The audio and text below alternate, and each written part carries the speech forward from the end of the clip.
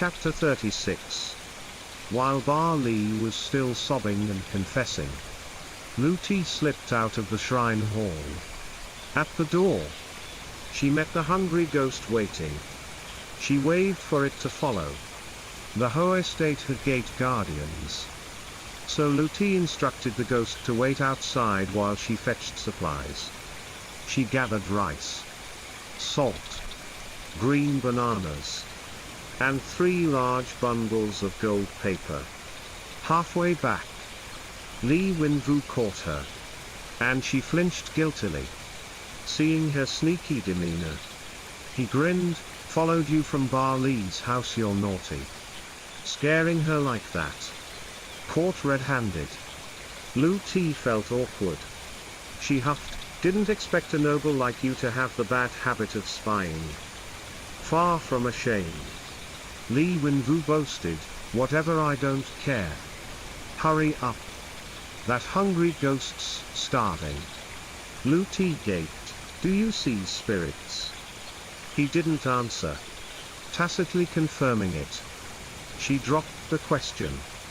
Heading to a quiet crossroads, pouring rice into a small bowl as an incense holder, she arranged rice, salt, and fruit on a banana leaf.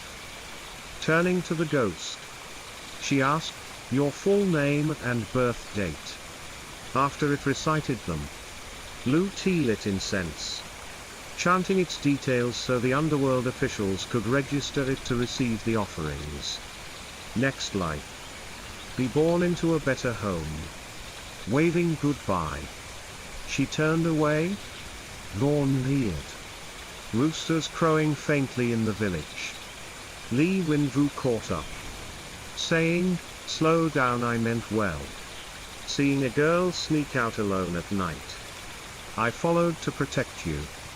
Turns out even ghosts fear you, such a brute." Initially, she'd liked him, but his sharp tongue soured her mood. She hadn't wronged him. Ignoring him, she returned to her room. Lying down, her mind churned. Was that dream a coincidence? Or was someone lurking, setting a trap to ensnare her? Clutching a bamboo pillow, she wished Honam were her steadfast anchor. Since when had 2 lonely souls, steeped in darkness, warmed each other so? The next day, Lu Ti hosted a banquet, claiming it cleansed Li Wenwu of travel dust. Ba Xie, Cao Ba and his wife, Bao Tu, and even minor Ho clan members attended. Unlike usual main hall feasts, Lu Ti requested Ba Xie's permission to set it in Tavien, by the serene moonlit lake pavilion. Tonight, a bright moon hung above the roof. Lu Ti had prepared beetle trays, plates of areca leaves, nuts, lime paste, tobacco, knives, and wrappers, with spittoons beneath for beetle residue. Ba Xie offered Li Wenwu a prepared beetle quid. "A beetle quid opens the tail, please." "Enjoy?" He returned the courtesy. "I've long heard of your esteemed House the Ho family. Lang's richest cloth traders. Seeing it these past days, 100 taels don't match the sight. To you, Madam Ho." Ba Xie waved humbly, "Oh no. Master, who flatters us, we're mere merchants. You overpraise?" As host, Ba Xie had to offer beetle a required courtesy. Lu Ti, as a daughter-in-law, was spared, allergic to beetle since childhood. Even a bite caused hives, fever, and days of misery. Hearing this, Li Wenwu chuckled, "If not for your clear lineage, I'd think Lu Nian had a long-lost sister." Lu Ti smiled politely, brushing it off. Beetle chewing, a Vietnamese custom since the Han kings, graced greetings, betrothals, and weddings. strengthening teeth with its astringency. Beyond festivities, people chewed it daily except Luti, who could only watch. Hachi beamed, crafting a phoenix wing quid for Kalbar.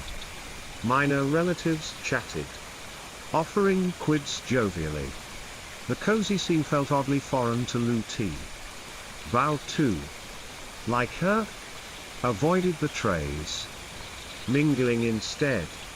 When offered, she smiled, sorry. Uncle Bar, I'm allergic like Mistress C.A. Quite a coincidence, Luti said, grinning at Vol.5. I thought you just disliked lime. Rarely so friendly. Vol.5 blushed, bowing, yes? I'm allergic like you. Mistress. Lower branch relatives eyed Luti and Vol.5 enviously, cursing Honam's luck, dead yet wed to two beauties, gentle and wise, unlike their own bickering, scheming wives. Vol.5, join me up here, Luti called. Barcier and Li Winvu sat at the head table, with separate ones for Luti and Kalbar's couple. Vol.5, a concubine, shared the lower branch table. Surprised by the invite, she hesitated. With Cow absent. Sit with me, I'm lonely. Invited so. Vol.5 joined Luti's table, bowing, then I'll serve you today, mistress. Luti grasped her hand warmly, no need for formality. I was narrow-minded before, let's live harmoniously to serve him. Yes, mistress, Vol.5 replied, stroking her hand. Luti said, your hands are lovely, can you play the zither? Yes, I can. Teach me sometime, I'm hopeless at arts. Have some fruit for your skin. Vol.5 took a don-hung pomelo slice from Luti, nodding respectfully. What about you? Hachi, startled at Luti, far from holding a grudge over the hex theft, engaged her. Hachi sighed, I can't play either. Luti nodded. Hachi's stubby fingers made sense. Noble ladies often grew nails for elegance or zither practice. Like Vol.5, Luti couldn't recall when she'd started the habit herself. Soon, the moon passed the willow branches, night deepened. Guests bid Barcier farewell. Luti rose, saluted Barcier, and headed to Nam Vien. Li Winvu followed, asking, a sudden cleansing feast for me. I'm surprised. Spill it, what's your scheme? You're an imperial envoy, I'd dare no ill. Hosting you is proper. She replied. Not sooner. But 2 days later you think I'm dumb. Luti turned, her smile outshining the moon. Eyes twinkling brighter than stars, ever heard. No tiger's den. No cups to catch foes. You must be bait. Right? I'm tired from the feast, rest well. I'm off. Li Winvu nodded dazedly, watching her vanish. Time flew soon. It was the 1st of the 9th month. For half a month, Luti hadn't seen Honam, nor had Barcier summoned or scolded her for his injuries. Before retreating to heal, he'd given her a talisman, burn it in need. And he'd come. He warned her to avoid the ancestral tombs, especially the mountains behind them. Curious but obedient, she stayed in Nam Vien, studying magic. Others slowed it as they advanced, but Luti found it easier, like relearning old lessons. Li Winvu, seemingly idle, pestered her daily under the guise of a guest reading, practicing magic. Trailing her, without Barcier's order to indulge him, she'd have expelled him long ago. Before bed, Konchan brought her lotus seed tea to cool and nourish her. Though only 13, Konchan was thoughtful, preparing nightly treats. Luti told her to leave it, she'd eat later. Konchan bowed out, reminding her to enjoy it.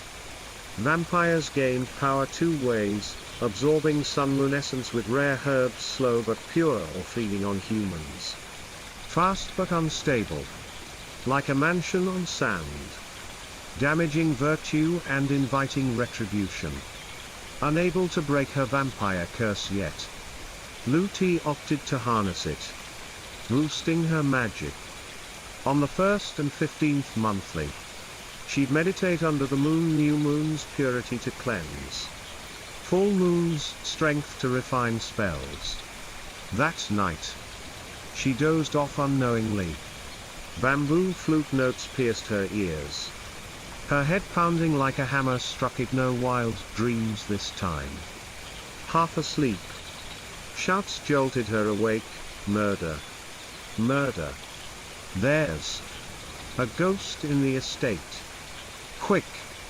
Chase it, it's heading to Namvien. Luti sat up, peering out. Torchlight flared. Shadows raced past. Mistress, did something run by? Moments ago, I saw a dark figure enter Mistress CA's room. Hurry! Save her. What if it harms her? Wait, if she's asleep. We servants can't barge in. No time for that, saving her matters. It's locked, step aside. I'll kick it down. Boom! Her door crashed open. Torchlight revealed Konchan sprawled at the threshold, blood-soaked. Clothes shredded. Body scratched and bleeding. Gasping. Near death. She stammered, Mistress. Mistress CA's a blood-sucking ghost. Save me. Chapter 37. Only now did Luti notice the blood staining her body. She sighed inwardly. Someone was dead set on cornering her. What she hadn't expected was that Konchan, her most trusted confidant, had betrayed her. Hearing Konchan's cries, the servants recoiled in panic, staring at Luti like she was a vengeful ghost, their eyes brimming with loathing. No wonder Mistress CA's a killer. What a monster. I suspected her since she arrived. No normal persons that beautiful. They say female demons suck blood and eat hearts for beauty so vile. Worse than a ghost. Look how calm she is. Murderers must pay with their lives. Poor little Nyok. Quick! Fetch Bar CA to judge. We demand justice for Nyok.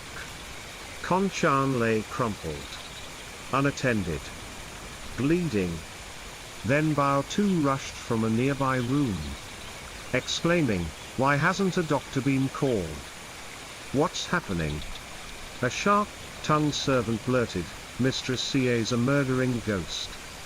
Bao Tu gaped at Luti in disbelief. Hand over mouth, there's got to be a misunderstanding. How could Mistress CA harm anyone? No mistake. Mistress. Look, her mouth's still bloody. Don't defend her, she might harm you next. Luti sat silently on the bed, unfazed, watching Bao Tu and then pointing. Chattering servants. Soon, Barcia arrived. As expected, fanning the flames. Even Li Winvu, the imperial envoy, joined her. At their arrival, the servants knelt. One speaking for all, roared envoy. Madam Bar. Mistress CA killed and drank blood. Please, bring us justice. Li Winvu waved his paper fan, saying, calm down and explain from the start. Yes, sir, said Hen. From the laundry room. Nyok, whom Mistress CA harmed, worked the afternoon shift, mine's late night. Just now, after washing, I heard screams about a ghost. Rushing in, I found Nyok in a pool of blood. Saw a shadow flee toward Nam Vien. I rallied everyone to chase it here. And then Mistress Ca attacked Konchan. Li Wenvu pointed at Konchan. A servant checked her nose, then reported, "Sir, she's alive. Her wounds aren't severe, likely fainted from shock."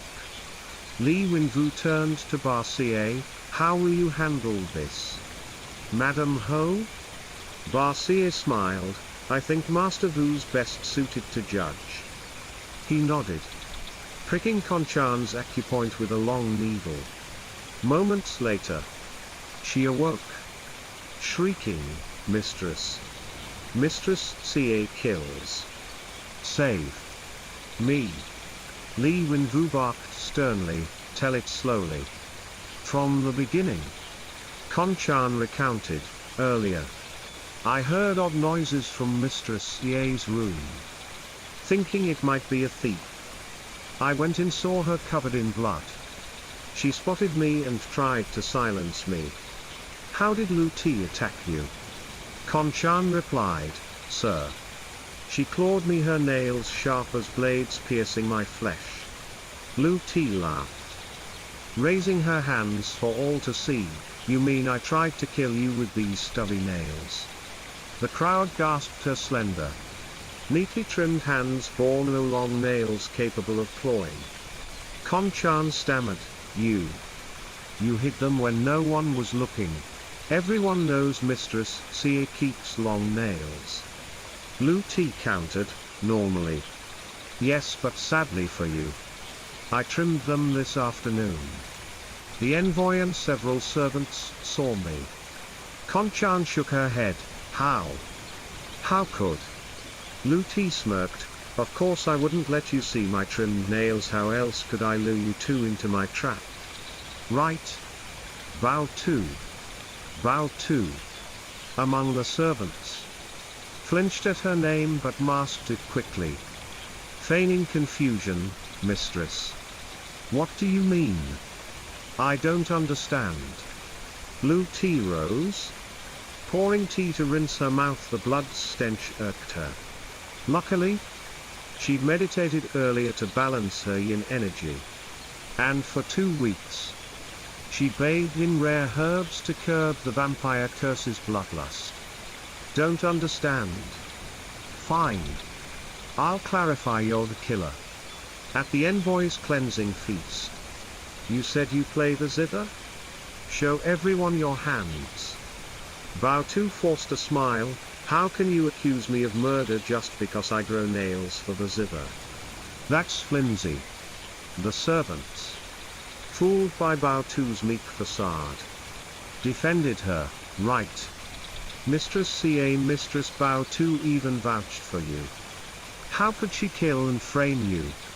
Lu Ti glared coldly, snapping, "Silence.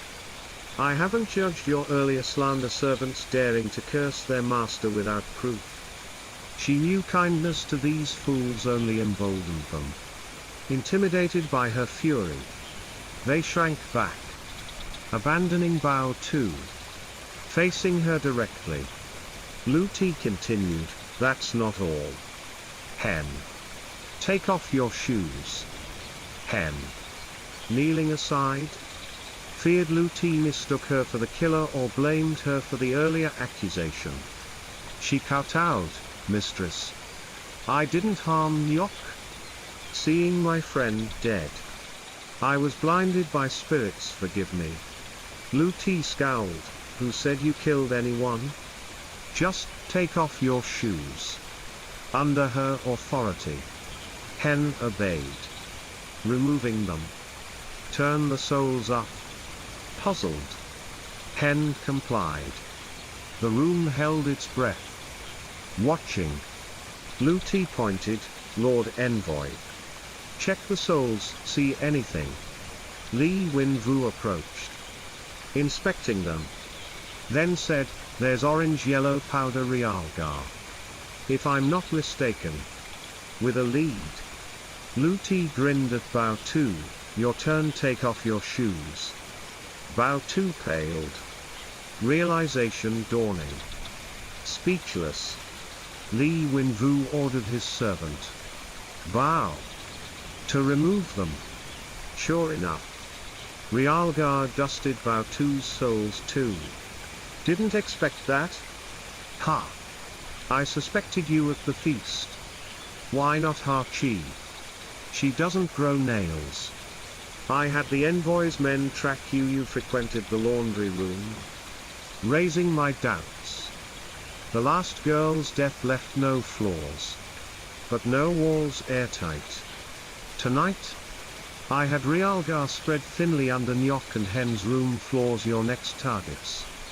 You stepped right in.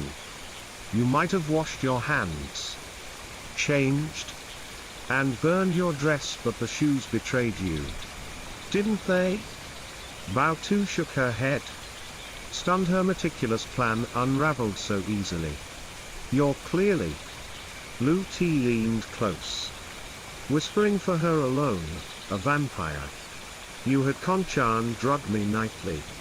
Then used some sorcery to craft dream illusions, making me doubt I'd be killed. Tonight, too, but I didn't touch that lotus tea. To seal it, you clawed Konchan, hoping I'd wake and devour her in a frenzy. Then you'd leave the servants to catch me red-handed. 10 mouths couldn't deny it. The crowd couldn't hear. But Bao Tu's eyes widened. You knew everything. How? Lu Ti whispered again. I don't know why you knew of my vampire curse, but I know who you are. Standing tall, she faced Barcia, smiling. Mother, remember the trans siblings who poisoned you at the market? Barcia's gut sank. Those near-fatal toxins still haunted her. She'd hunted them for months without a trace. Why bring that up now? Because she's your fine daughter-in-law, right? Bao Tu, or should I say Tran Nyok Shuen. Chapter 38. By now, Bao Tu's beautiful face could no longer feign calm.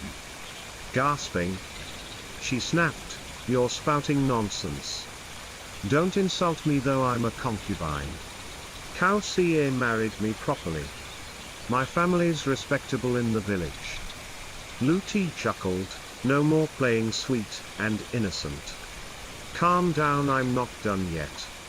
Let me ask again, why don't you chew beetle? Or rather, why dare you not? I told you I'm allergic to beetle. What? Only you get to be allergic? Really? Allergic to beetle? Or afraid of the lime paste in it? The girl at Bar Lee's died half a month ago. Bao Tu refused to yield, arguing fiercely. Since Nyok wasn't dead, the worst penalty would be expulsion from the Ho estate. Time was long. She could return later for revenge. But if Barcia learned she was Tran Nyok Shuen, Barcia would never spare her. So she fought on. Don't slander me. Yes, I resent you hogging Cao Xie. So I framed you as a blood-sucking ghost to get you expelled. As head wife, you're jealous, worthy of the title. Nyok's alive, I just scratched her to scare her. As for half a month ago, who knows who killed that girl? Separate matters, I own what I've done. So don't smear me. Lu Ti clapped, laughing. Such bold words. If I hadn't had someone watch you early, hearing odd noises in Nyok's room and shouting, you'd have killed her like the last girl, only fleeing when you feared capture. Lu Ti hadn't ambushed Bao Tu outright to test Konchan's loyalty, treated like a sister, yet repaid with betrayal. Knowing Bao Tu wouldn't easily admit being Tran Nyok Shuen, Lu Ti ordered Conleen to bring a rooster she'd enchanted with blessed water. As Conleen set it down, it charged at Bao Tu, pecking her. Normally a mild sting, Yet Bao Tu writhed as if tortured. Ah? It hurts. Get away. In an instant, her true form emerged, blackened, gaunt, fangs sprouting, claws extending, hair matted, drooling black slime, glaring at Lu Ti with hatred. Corpse possession. Lu Ti stated calmly. Tran Yok Xuan was a refined corpse-possessing ghost with high cultivation. Ordinary lime wouldn't reveal her, only an enchanted rooster's pecks could. As Tran Yok Xuan tried to flee her host body, Lu Ti swiftly bound her with red thread, using someone's body for evil but too cowardly to face the consequences. I investigated 3 days before the real Bao Tu married into the Ho estate. She died suddenly. Her family, fearing blame, didn't suspect when she revived, unaware a fiend like you hijacked her corpse. Initially uncertain, Lu Ti confirmed it at Li Wenvu's cleansing feast. Sitting near Bao Tu, she caught a faint rot like the possessed corpse of Ba Li's masked by perfumes. Further probing uncovered the truth. Suddenly, Cao Xie's shadow appeared behind Bao Tu, driving something into her skull. She clutched her head, screaming louder. Her cultivation is high. You need a rosewood nail aged for years to lock her soul in, he said. Seeing Cao Xie, Lu Ti's burden lifted, and she beamed at him, controlling a paper effigy. He dropped a divorce writ before Bao Tu.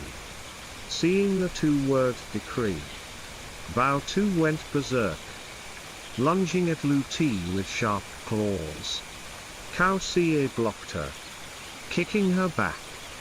Outsiders saw Bao Tu flung away, the writ falling from nowhere. Only Ba Xie, Bao Tu, Lu Ti, and Li Wenvu saw Cao Xie.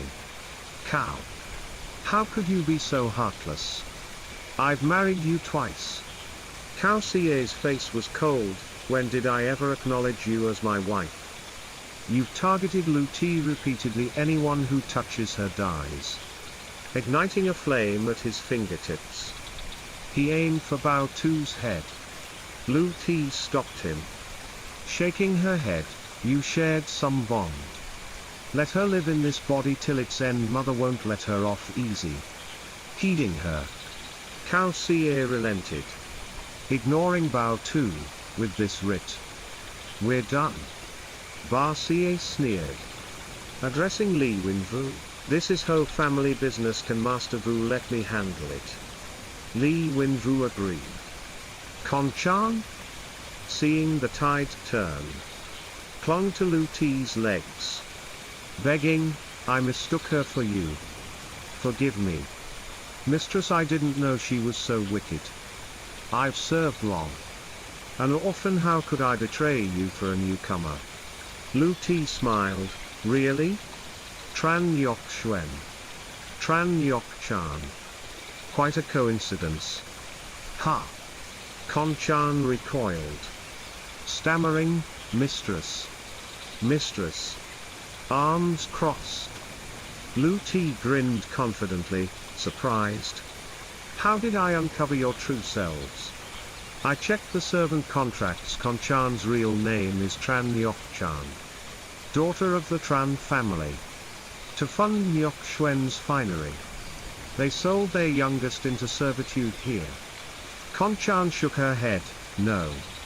Impossible. Second sister said the Ho family bullied us into selling me. Lu Ti sighed. No matter, I gave you a chance to repent. Our master-servant bond ends here. The envoy will judge your deeds. As the crowd dispersed, Lu Ti punished the servants to deter future insolence. Before leaving, Li Wenvu checked on her. Cao Xie stepped in front, telepathically warning him, I know what men like you think. Get out of the Ho estate and stop coveting what's mine.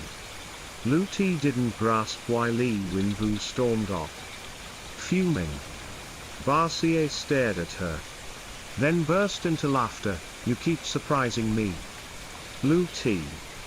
After seeing them off, Lu T had Conleen fetch water to clean the blood stench irked her. As Con-chan left, Cao Xie scooped Lu T up in his corpse ghost form, whispering, "You're bald while I'm gone. Some punk's eyeing my wife." He meant Li Wenfu. Lu T slapped his chest. "What are you saying? He's just a guest here for a few days. Then why ask his help instead of me?" "I was worried about your injuries." Cao Xie carried her to his room, ignoring her protests. "Cao, put me down. Where are you taking me? You want to sleep in that bloody room?" Leaning close, he murmured, "Move into my room from now on. I'll pamper you." Lu T, half laughing, half tearing, teased, "You're not jealous, are you?" Cao Xie turned away, but his grip tightened on her waist. Staking his claim, she pinched his chin, grinning, "I like you like this, so cute." Flustered, he pinned her to the bed, kissing her fiercely, rougher than their first night, leaving her breathless.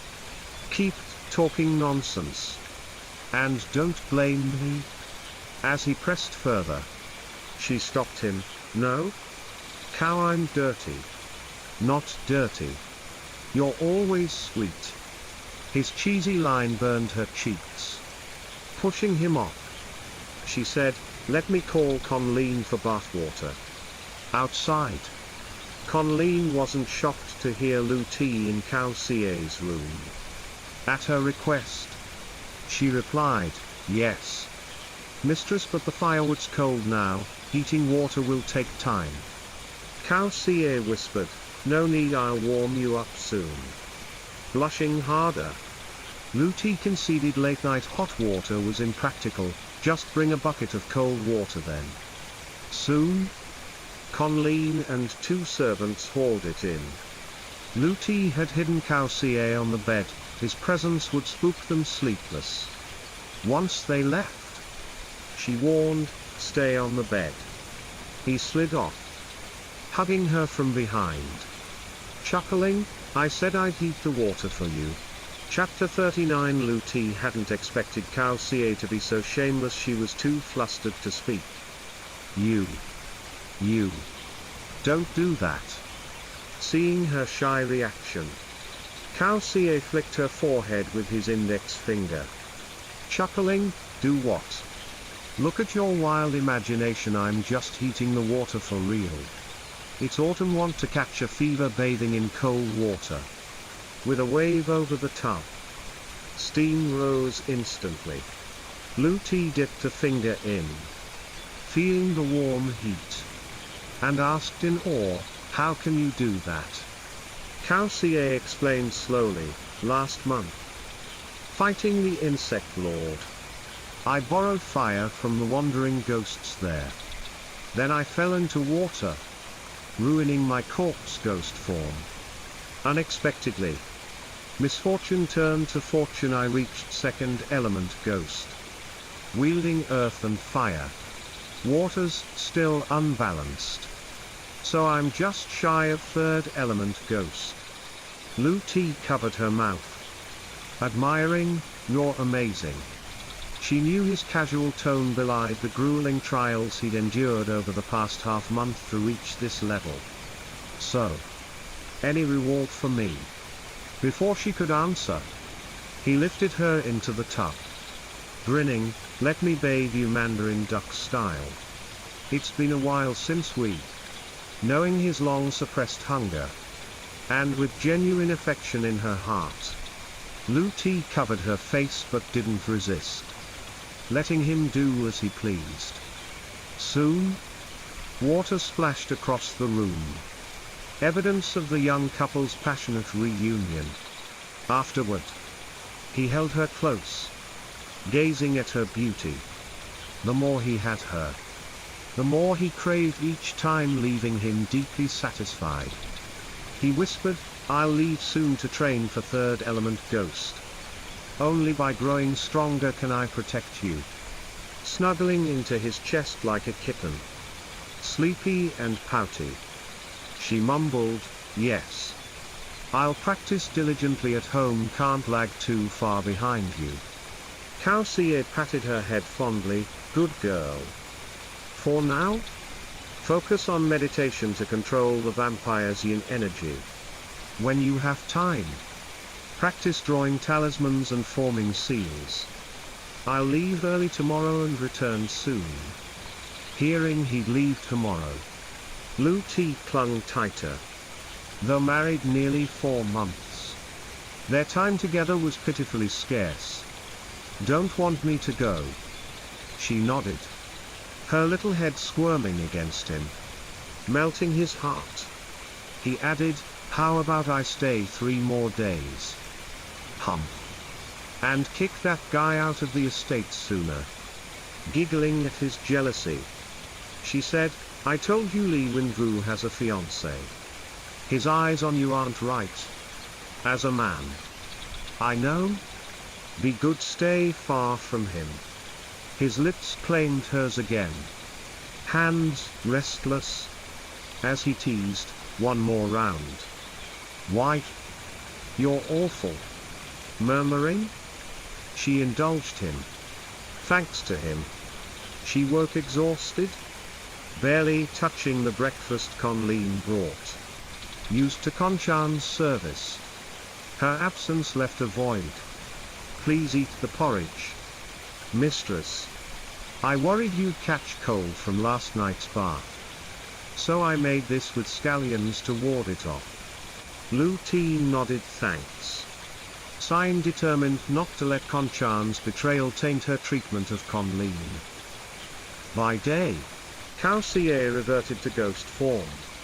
Frowning as she nibbled thin porridge, you're getting thinner. If you can't eat meat, at least have more fruits and greens. I know, she replied, lips pursed. Seeing her sulky face, he softened, look at you, I know. I know? Yet pouting like that. It's for your good, fruits and greens help during your monthly days too. Blushing at his mention of women's matters, she focused on her porridge, ignoring him. After breakfast, she practiced magic, unwilling to slack even a day. With Kausier guiding her, she'd meditated by book rules. But he shook his head, meditation in the mystic path is foundational. Lifelong. You're rushing. Beginners like you should use a candle in front. Sit cross-legged. Thumbs lightly touching. Back straighter. Eyes open, not closed. She glared playfully, isn't my sore back your fault? Still. She adjusted, breathing evenly, neither fast nor slow, gradually entering a clear state. Soon, energy flowed up her spine, spreading through her cells, free of stray thoughts. Kausier watched. Pleased she learned fast, grasping concepts with minimal guidance. An hour later, she opened her eyes, refreshed, as if cool water soothed her, banishing morning fatigue.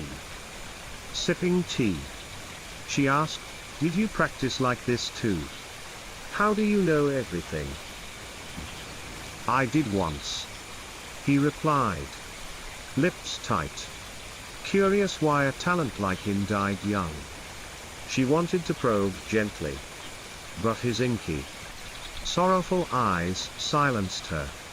She buried the question, waiting for a day she'd be strong enough for him to share his burdens.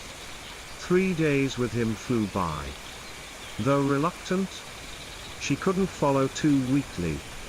She'd only hinder him. At the Ho estate, protected by wards, the insect god couldn't touch her. Li Wenvu hadn't visited Nam Vien, but lingered in the estate. She wondered why an envoy had such free time. Daily, before sunrise, she chanted and wrote spells. memorizing and understanding their purposes with unwavering faith key to mastery. Afternoons. She practiced hand seals slow and precise, avoiding haste. Each spell demanded specific gestures and transitions. As a novice, she wrapped thread around her fingers, repeating until it unraveled, marking a cycle's end. Focus was critical, one wrong move rendered it useless. Without Cao Ca, she poured herself into practice. Soon, golden leaves vanished, leaving bare, rough trees, and another northern winter arrived. Unlike past years at her parents' home, she was now a married woman.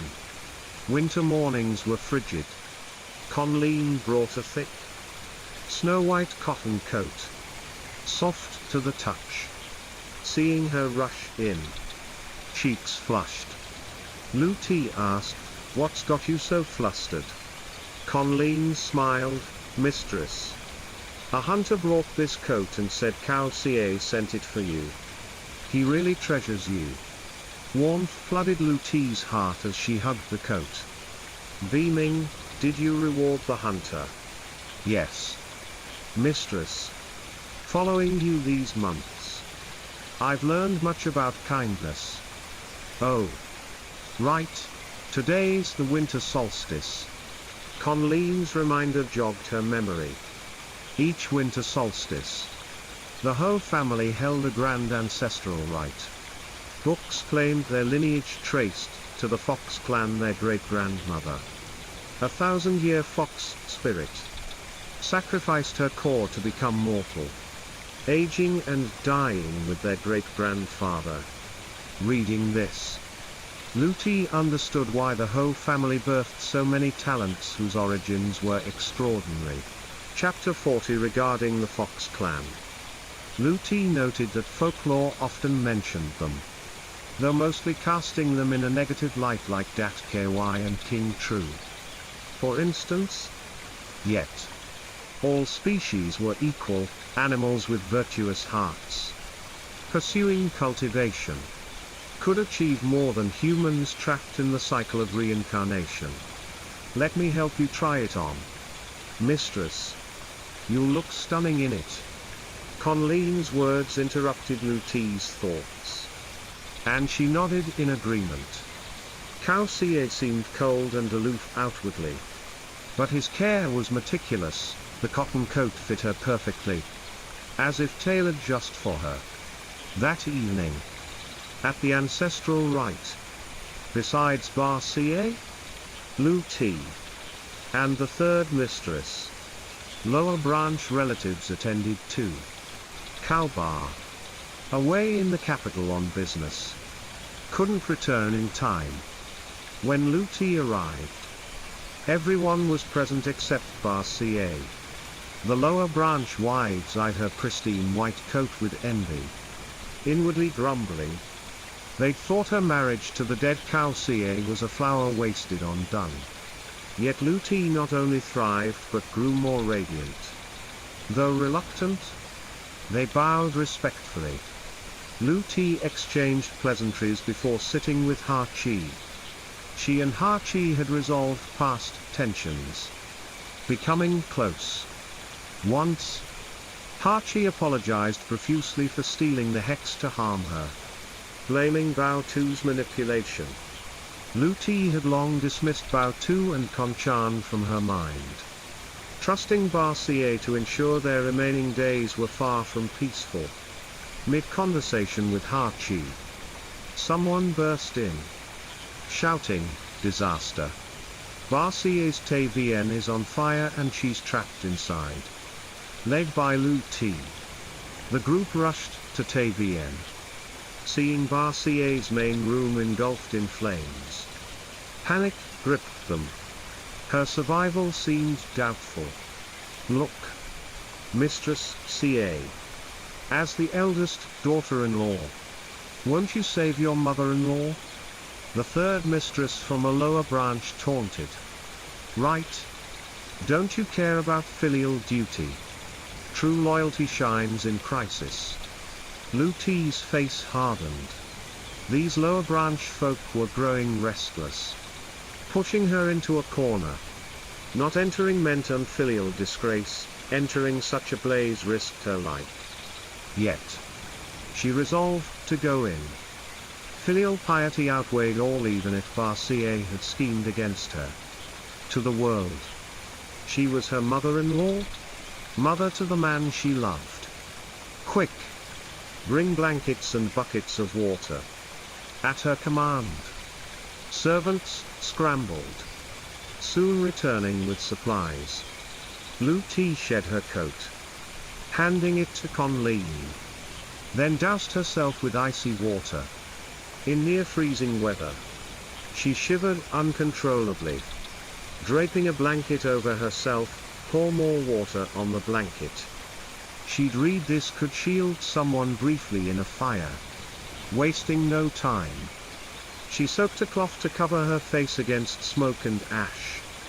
Then charged in. Pushing through the door, she found flames consuming half the room. The main pillar charred black. Scanning frantically, she yelled, "Mother! Where are you? I'm here to save you." Her hoarse cries went unanswered. Smoke stung her lungs, making her cough violently. The blanket's moisture evaporated fast. Her body heating unbearably, she felt the fire might swallow her whole. "Mother! Are you here?" Still calling. A central beam crashed down, nearly crushing her. She dodged just in time. "Mistress! Get out! Barcia's not inside, she's here." Conleen's shout reached her. Relieved, Lu Ti turned to escape. But another beam fell, blocking the door. Flames spread, sealing her exit. She realized she'd been tricked by someone who exploited her filial instincts. Knowing she'd rush in despite the trap. Smoke thickened. Her breathing labored. Keeping calm, she refused to die so easily. She had to survive for Cao Cie's return. The fire hadn't reached the window yet. Risking it, she dashed toward it. Passing an antique shelf, she accidentally knocked over a flower vase, shattering it. Crack! Crack! The shelf slid aside, revealing a pitch-black passage. A secret tunnel in Barcia's room. The vase must have been the trigger. Her mishap activated it. Hesitating, she glanced at the distant window and crumbling room. Deciding, she slipped into the tunnel. Her gut screamed that this passage is Barcia's long-guarded secret. As she entered, the roof collapsed, flames burying everything. The tunnel door shut, walling her off from the outside. Safe for now, she shed the singed blanket. The tunnel air was chilly, eerie with accumulated yin energy, untouched by sunlight. In winter, it was colder still, and too dark to see. Groping ahead, she found a solid object, a stair railing, and followed it downward. After a few steps, she confirmed it was a staircase, descending deep underground. Not an escape? Looking back, only darkness loomed. Rather than wait, she pressed on to uncover Barcia's secret. Then she recalled, during her soul's trip to the underworld, the ancestor mentioned a TVN tunnel. Had Cao Cie cut him off? Curiosity surged, and she had to know the whole family's hidden truth. Cautiously, she descended step by step. Time blurred until she reached a solid wooden wall. Feeling around, she found no gaps, just seamless wood. Her dagger couldn't pierce it even by next year. A tunnel's design promised an exit if one was clever enough. Frustrated, she touched the wall, sensing interwoven spiritual energy within. It was alive. Smiling, she said, "Living things can be tamed. I'd only fear you were dead." Drawing her self-defense dagger, she affixed a white talisman to it and stabbed the wall. It shuddered and she shouted, "Open now. Metal overcomes wood. How long can you resist?" Soon, the wall parted like a curtain, revealing a path. She sheathed her dagger and stepped in warily. Faint light emerged and oil lamps lined the corridor. Sniffing their acrid scent, she recognized not ordinary oil but mermaid fat, fabled to burn 1,000 years. Today, she witnessed it.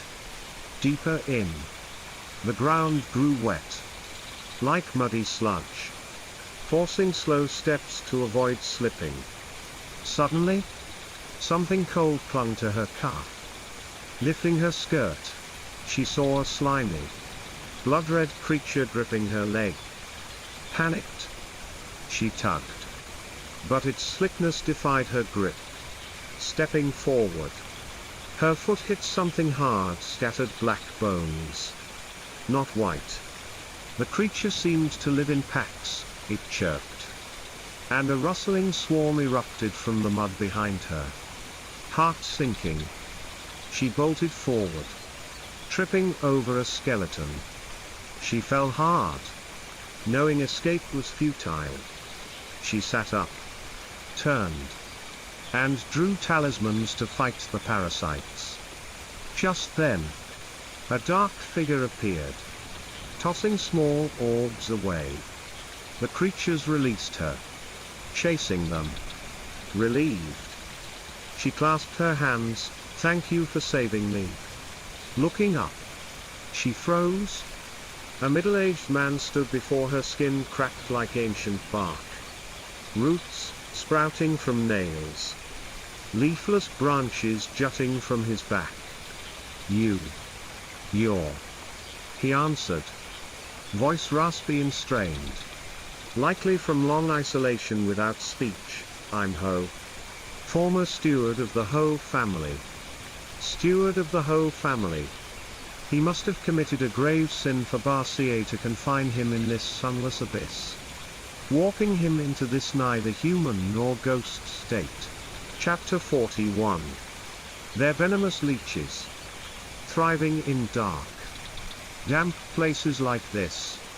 Anyone they latch onto gets their blood drained, flesh devoured, leaving only blackened bones like you saw. Lu T nodded, asking the man, "How long have you been trapped here?" He shook his head. Dazed, "It's all endless darkness here, no day or night. I stopped counting long ago. Follow me, standing here isn't safe." Lu T hurried after him, striking up conversation, "Why haven't you tried escaping?" He shook his head again, "Pointless. You're young, you'll just waste away here too." She sealed the exit. Lu T understood she meant Barcia. The man led her to a small room built on a raised mound. Its floor dry, not soggy, surprisingly well equipped. He struck two stones together, sparking a fire in the hearth. Lu T sat close, warming her chilled body bit by bit. The room was sealed tight. Yet, despite the roaring fire, she didn't suffocate after a while. Noticing her puzzlement, he explained, "Tiny holes in the ceiling vent smoke to the surface. No choking, don't worry." As he spoke, he hung an earthen pot over the fire, adding rice. Soon, porridge cooked, and he ladled a watery bowl for her. "Here." Lu T took it with both hands, thanking him profusely. "Thank you." She gulped it down, her stomach growling. It dawned on her this place was for confinement, not execution. Barcia left water, rice, and ventilation to sustain him. Was he truly just a Ho family steward? Given Barcia's ruthless nature, she'd eliminate threats outright unless he served some purpose. What did you do to offend Barcia? Curious. She studied his weathered face. His hand stirring the porridge paused. His eyes beneath cracked skin narrowed. For a fleeting moment, they seemed familiar. Each nosy girl. He scooped more porridge into her near-empty bowl. Sensing his irritation, she quieted, finishing it obediently. Sleepy. Lie on that bed. She nodded. Smiling, oh. I forgot to introduce myself, I'm Lu T. Thank you so much today. I'll rest now. Unreserved. She climbed onto the bed. Oddly, she felt an affinity with this man.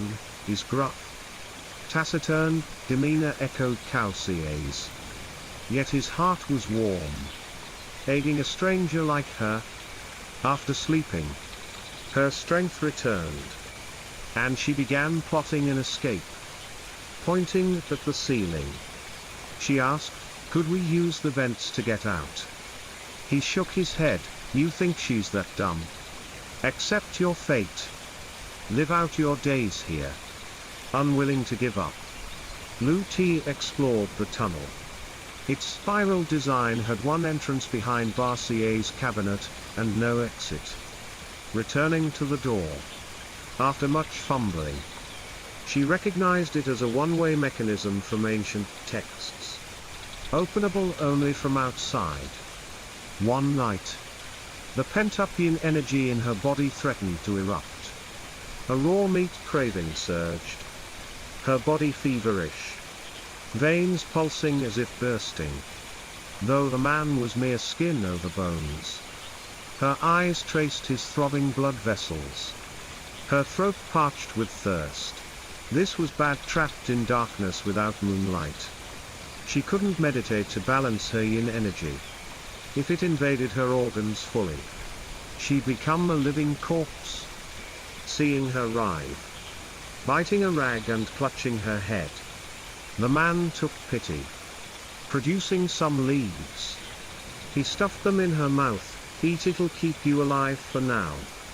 A bitter taste flooded her mouth. She didn't know what it was, but soon she felt relief. Seizing the chance, she sat up, meditating to expel the yin energy. Afterward, her breathing steadied. Opening her eyes, she found him staring. Nothing she'd finished. He said, young, but impressive, your meditation form's spot on. Pleased by the praise thanks to Calcia's teaching, she asked, are you a mystic path practitioner too? He didn't answer directly. Locking eyes with her, pardon my prying. Why does your ring finger curve more than the others when you meditate? She smiled, it's a family trick my husband taught me. Since you saved me, I'll share it. The ring finger's vein links to the heart. Curving it boosts spiritual energy absorption. A time-saving tip for practitioners. His body seemed to lose weight. Nearly collapsing. Lu T caught him, easing him onto the bed. You know Calcia? For the first time in days. He smiled, I taught him that trick. Lu T gasped. Was he not just a steward but Calcia's mentor? Is he happy? She froze, then answered glumly, he passed 10 years ago. His body trembled. His cracked lips quivering. Unable to speak. I've been married to him for half a year. Shall I tell you our story? He nodded. Lu T eagerly recounted her arrival at the Ho estate. Their misunderstandings turning to love. Their trials of life and death. You don't know, marrying him is the greatest fortune heaven gave me. I won't let him face things alone. I'll find a way out to reunite with him. Seeing her starry, determined eyes, He nodded. Something hot, tears, fell onto her hand. Shocked, she realized only deep bonds could move a man to cry. Who are you to calciate? His face hardened. I can help you leave. You have a way? She asked eagerly. Yes. But on one condition, swear you'll never speak of anything here to anyone. Especially him. Seeing her hesitate, he pressed, think hard. Staying here. How many days can you last before he rescues you? Leave. Forget it all. We owe each other nothing. Meddle less. Live longer. Remember that. She knew more energy would doom her. Nodding, she said, I promise. Please help me leave. I'll cook porridge. Then I'll take you out. Chapter 42. Holding the bowl of porridge. Lu Ti found it tasteless. Realizing this was her last meal with the man, regret welled up. She asked, will I ever see you again? After nearly half a month together, she'd grown fond of him. Orphaned young? And with Master Ho long dead after she joined the Ho family. Leaving him alone here gnawed at her. Unwilling, she pressed, why not escape with me? We'll find a way to flee the Ho estate, go far away together. He chuckled, eat your porridge. Everything has its fate, don't force what's over. Lu Ti shook her head, I think if people care for each other and want to meet, they'll find a way. Isn't that fake too? Quite a talker. Ha!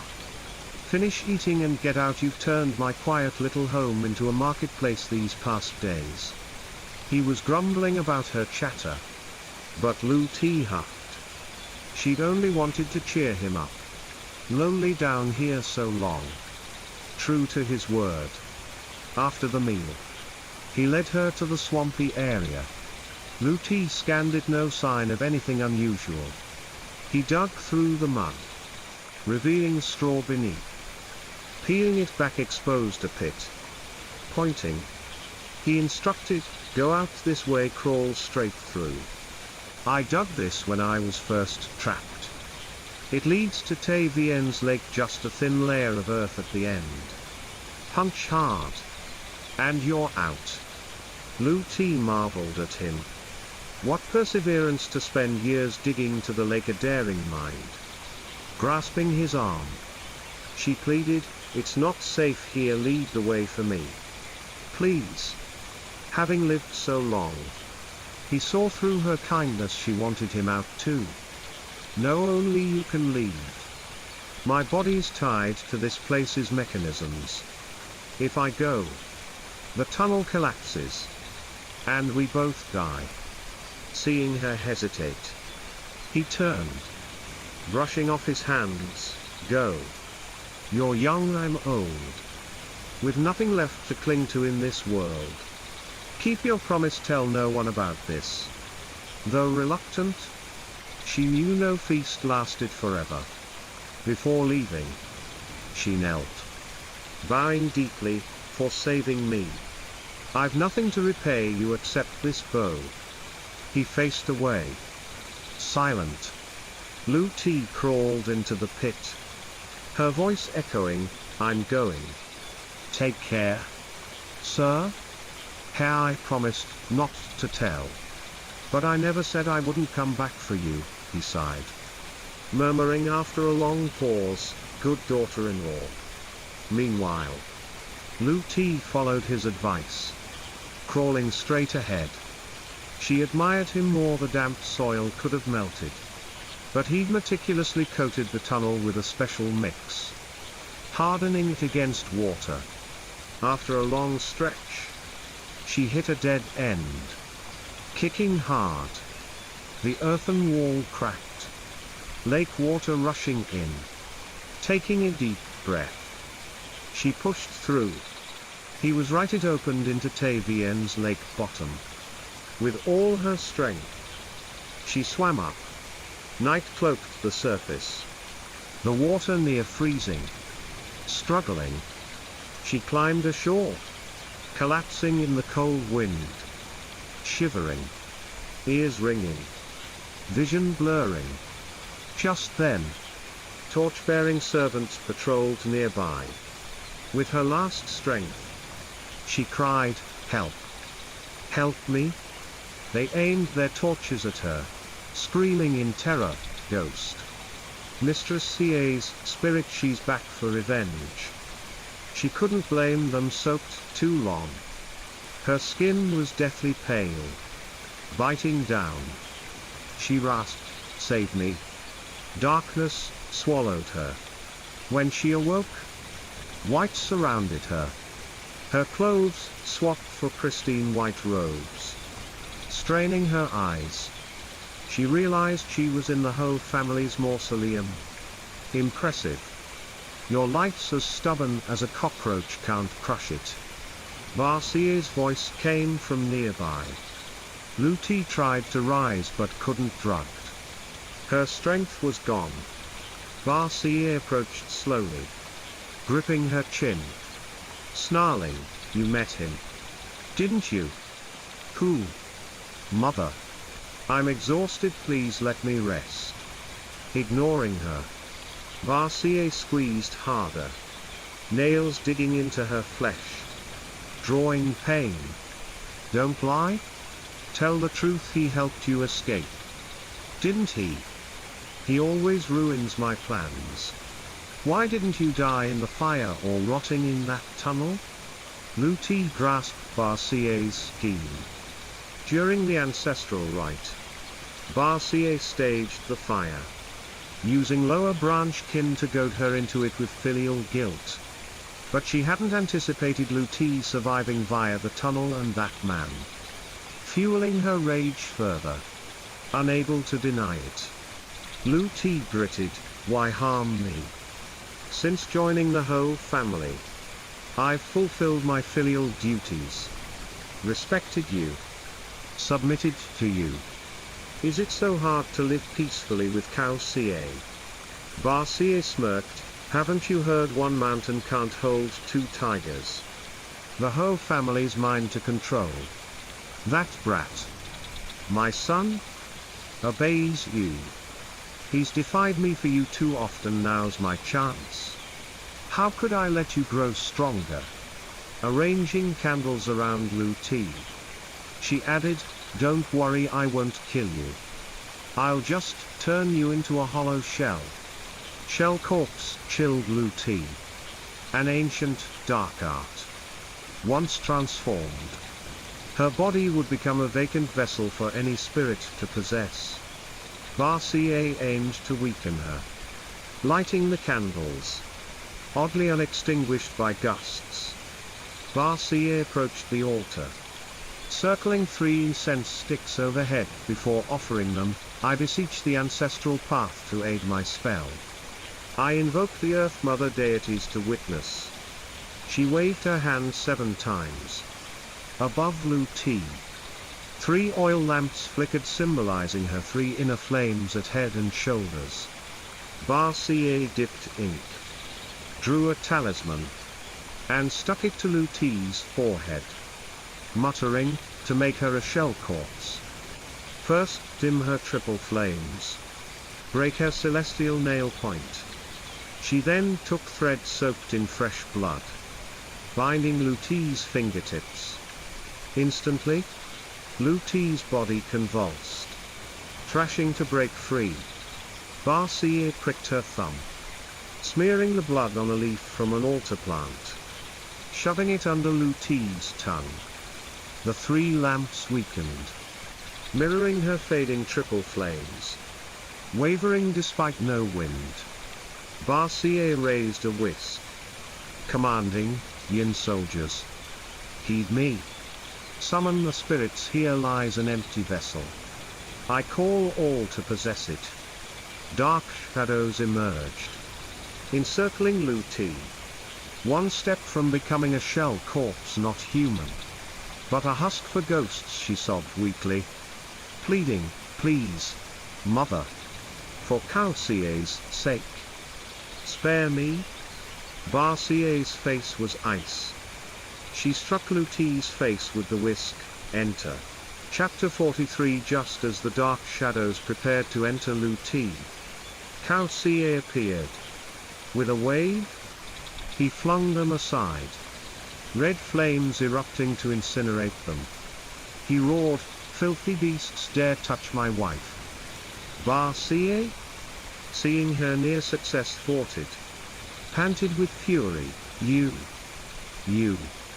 Calcier bent down, lifting Luti into his arms, glaring at Barcier. He scowled, "Even a worm squirms when stepped on too much, don't push too far. Mother." Without glancing back, he strode off, declaring, "If you force Luti again, I'll destroy my own soul to protect her." Barcier let out a loud, mocking laugh. Fine. Let her live peacefully then. Meet me later, there's work ahead." Calcier said no more, carrying Luti straight to Nanvien.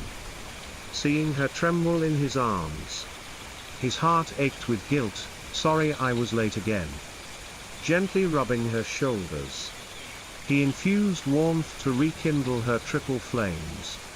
Slowly, her strength returned. Shaking her head, she whispered, "Not your fault, it's mine." Having endured Barcier's ruthless schemes, Luti bit her lip. Resolve hardening, she had to grow stronger to protect herself and not burden Calcier. He draped a blanket over her, patting her head. "Rest a bit." She grabbed his hand, eyes teary. "Don't go, I'm scared mother will give you something dangerous." Smiling at her concern, he reassured, "No rush, let her wait. Tonight, I'll stay and care for you. I'll grab some things and be right back, nap a little." "Okay." Relieved, she released him, exhausted from recent days. Her eyes closed, and she drifted off unknowingly. Late that night, Calcier returned with a small jar of cinnabar mixed with ink. Gently removing her outer robe, he dipped a brush in the mixture, tracing lines on her collarbone. Despite his care, she stirred awake. Seeing a vivid red glass flower, its petals lifelike, she gasped, "Cow. What's this?" Frowning at the drawing, he muttered, "It's been ages since I last drew, it's uglier now. This is a soul-locking seal. Once done, no one can rip your soul from your body except the black and white impermanence at your life's end. I meant to do it when the ancestor took your soul to the underworld, but I lacked the power. Only at third element ghost could I manage it." Elated, she exclaimed, "You've reached third element ghost." He nodded, lying beside her, wrapping her in his arms, whispering, "Cold." "Not at all," she replied, warmth flooding her heart. For days after, Luti recovered in her room. Winter's chill, moonless nights, and heavy yin energy weakened her gravely. Despite constant coal fires, she coughed incessantly. Calcier stayed by her side during the day, but at night, he left working for Barcier. She knew, though she couldn't stop him. "What's the noise outside?" Conleen, stoking the fire, answered, "Mistress. Baksun village is holding a river god sacrifice at Bakkay River today, praying for peace and no floods." After tending the coals, she offered Luti snacks, adding, "Barcier oversees it every year. They offer a virgin as Harbar's bride to appease him for the village." Luti sighed, "Such a fate for women." Meanwhile, at Bakkay River, Barcier prepared for the Harbar rite. Everything was ready, including a live offering, a pure maiden. As Harbar demanded. Villagers crowded the riverbank, eager to watch. Heard it's Lua's daughter this year, gorgeous. Harbar's got it good, new virgin bride every year. Quiet. Fool. If he hears, he'll strike you down. On the altar, a girl was bound, dressed in red bridal robes, tears streaking her makeup into rivulets down her cheeks. Gagged. She could only whimper hoarsely. Barcier stood regally atop the mud altar sourced from the river, holding a wooden sword. She touched it to candles, igniting them, then pressed 2 fingers along the blade. Raising it skyward, urgent call, water god descend. Mortals beseech Harbar, river god. She burned golden paper shoes, tossing them into the river. Then drew a summoning talisman, affixing it to the sword's tip, circling the sedan chair holding the trapped bride. She intoned, "We offer this virtuous bride to Harbar, beseeching fair rains, gentle winds, abundant fish, thriving crops, bless us." As she finished, the villagers echoed, kneeling and chanting like she was a living Buddha, "We offer this virtuous bride to Harbar, beseeching fair rains, gentle winds, abundant fish, thriving crops, bless us."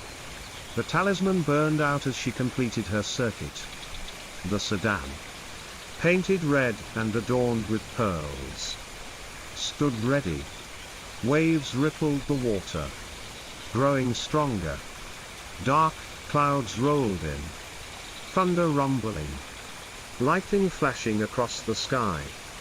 Barcier calculated the omens, shouting, "Harbar opens his watery palace to wed.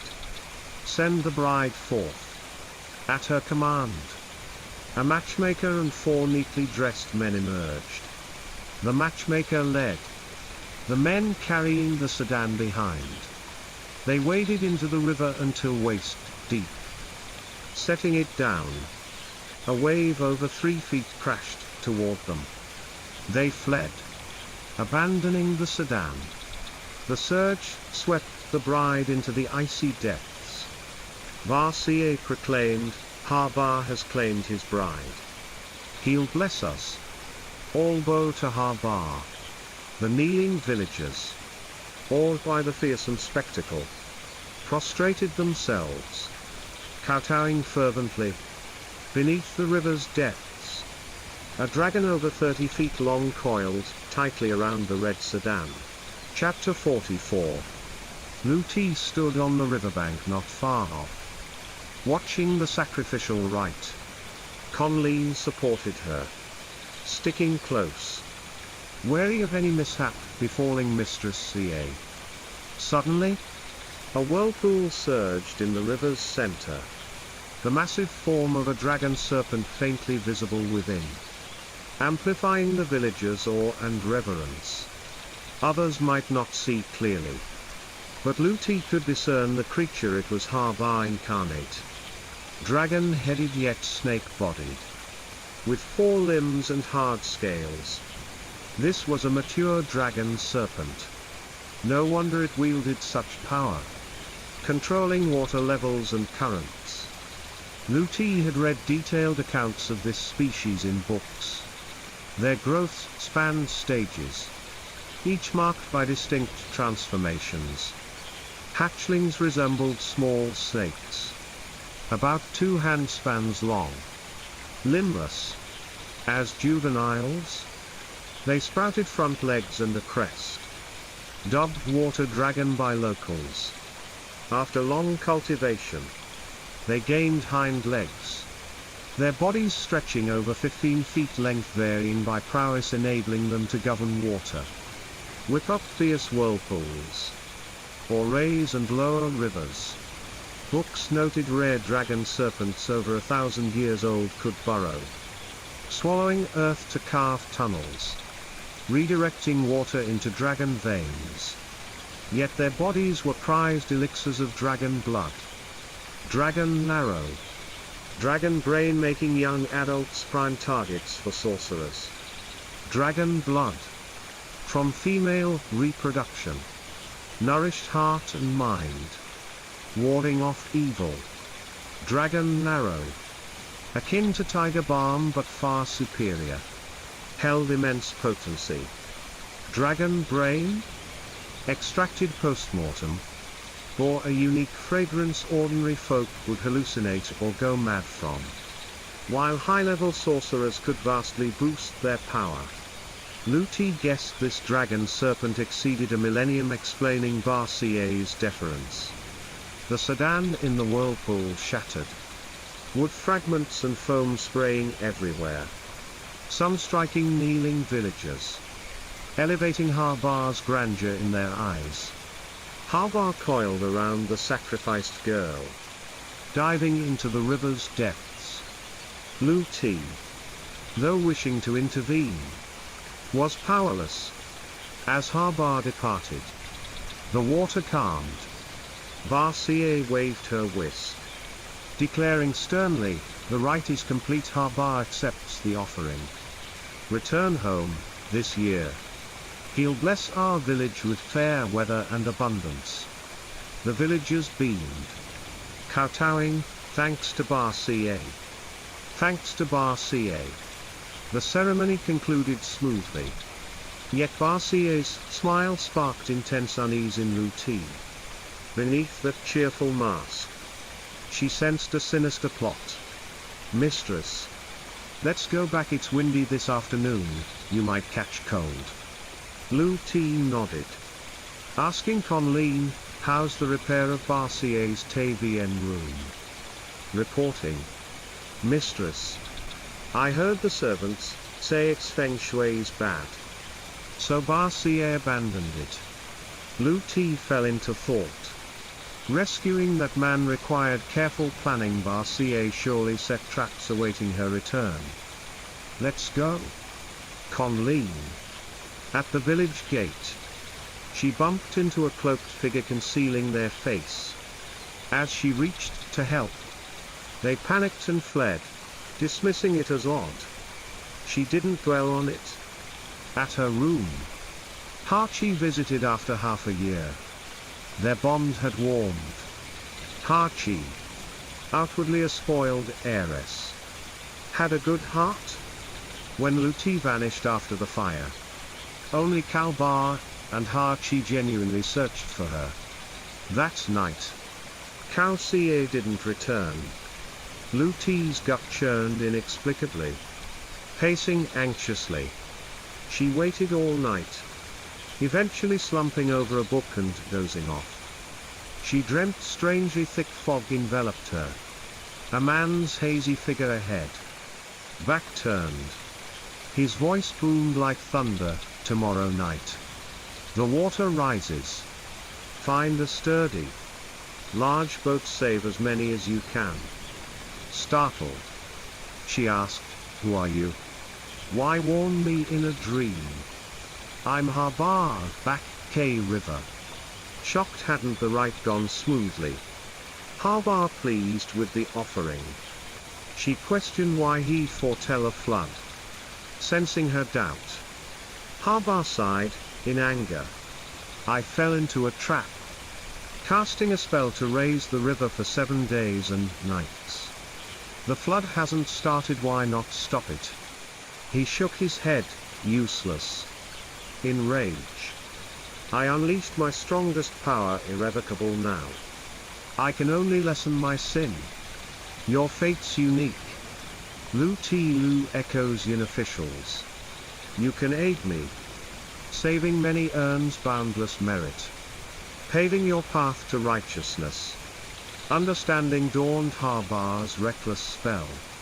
Unsanctioned by higher powers. Risked divine punishment. Even death by heavenly thunder. I'd help. But my strength's limited, forgive me. She feigned hesitation. She'd save people. But disliked Harbar yearly demanding virgins. Then seeking aid for his blunders. This was her chance to teach him a lesson. Thinking her naive, Habar didn't expect her cunning. Spinning around, he urged, "Name your price, anything within my power. I'll do." With his pledge, Luti smiled, "Nothing hard, just 2 conditions. Speak. I'll prepare a boat. But give me one of your scales. With such a flood, without it to tame the water, what if my boat sinks?" His face darkened. Twice in a day, mortals toyed with him. Cornered, he relented. "Fine. The second. From now on, end the annual sacrifice, no more innocent girls. You've wives aplenty, why ruin families?" He snorted, bold tongue, insolent words. Luti just smiled. Her demands steep, but calculated. She knew he'd swallow the bitter pill. Sure enough, he growled, agreed.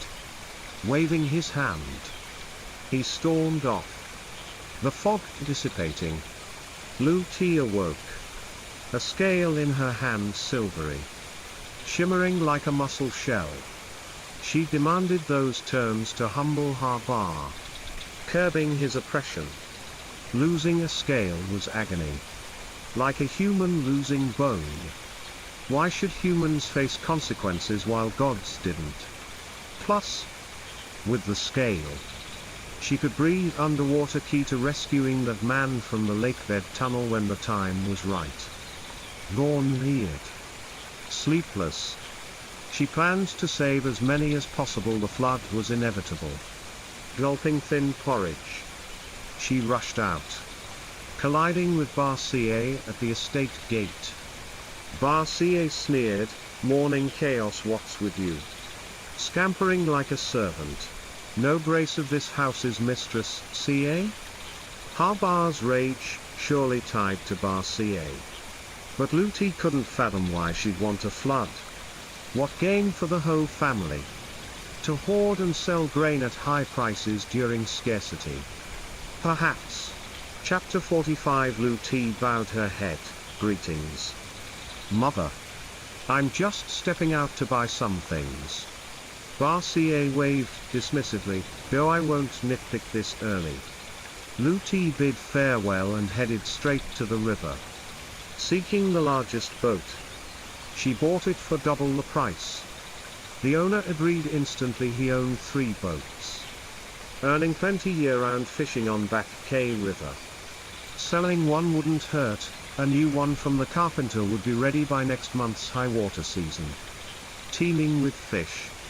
Curious, with no fish season yet, he asked, "What's the rush for a boat? Trading?" Luti shook her head. "It may sound hard to believe, but a big flood's coming. Reinforce it, make it as sturdy as possible." He chuckled, "You're odd buying a boat when fish are scarce."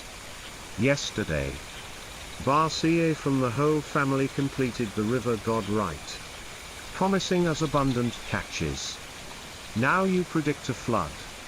She warned him belief was up to fate. She'd read somewhere, "Blessed are those who believe without seeing." And now it rang true. Smiling silently, she left 2 servants to guard the boat and returned to the estate. Back at the estate, word came that Barcia had left urgently for the highlands to sell salt, taking Kaubar and his wife along. Luti grew certain trouble loomed. Barcia was fleeing ahead of it. With Barcia gone, she gathered the estate's servants. "There's an urgent matter needing everyone's help. A flood will hit our region for 7 days and nights. Split up. Warn every household in the village. Build sturdy boats. And stockpile rice and grain." The servants erupted in surprise. One objected, "Mistress, yesterday Barcia's river god rite succeeded. How can we act on this? Right, the whole village or the god accept our offering. A flood's impossible." Another eyed her skeptically. Barca just left, you're in charge now. Pardon me. But I won't obey. Spreading this. The villagers will curse us, tarnishing the whole family's name. If Barca returns and blames us, what then?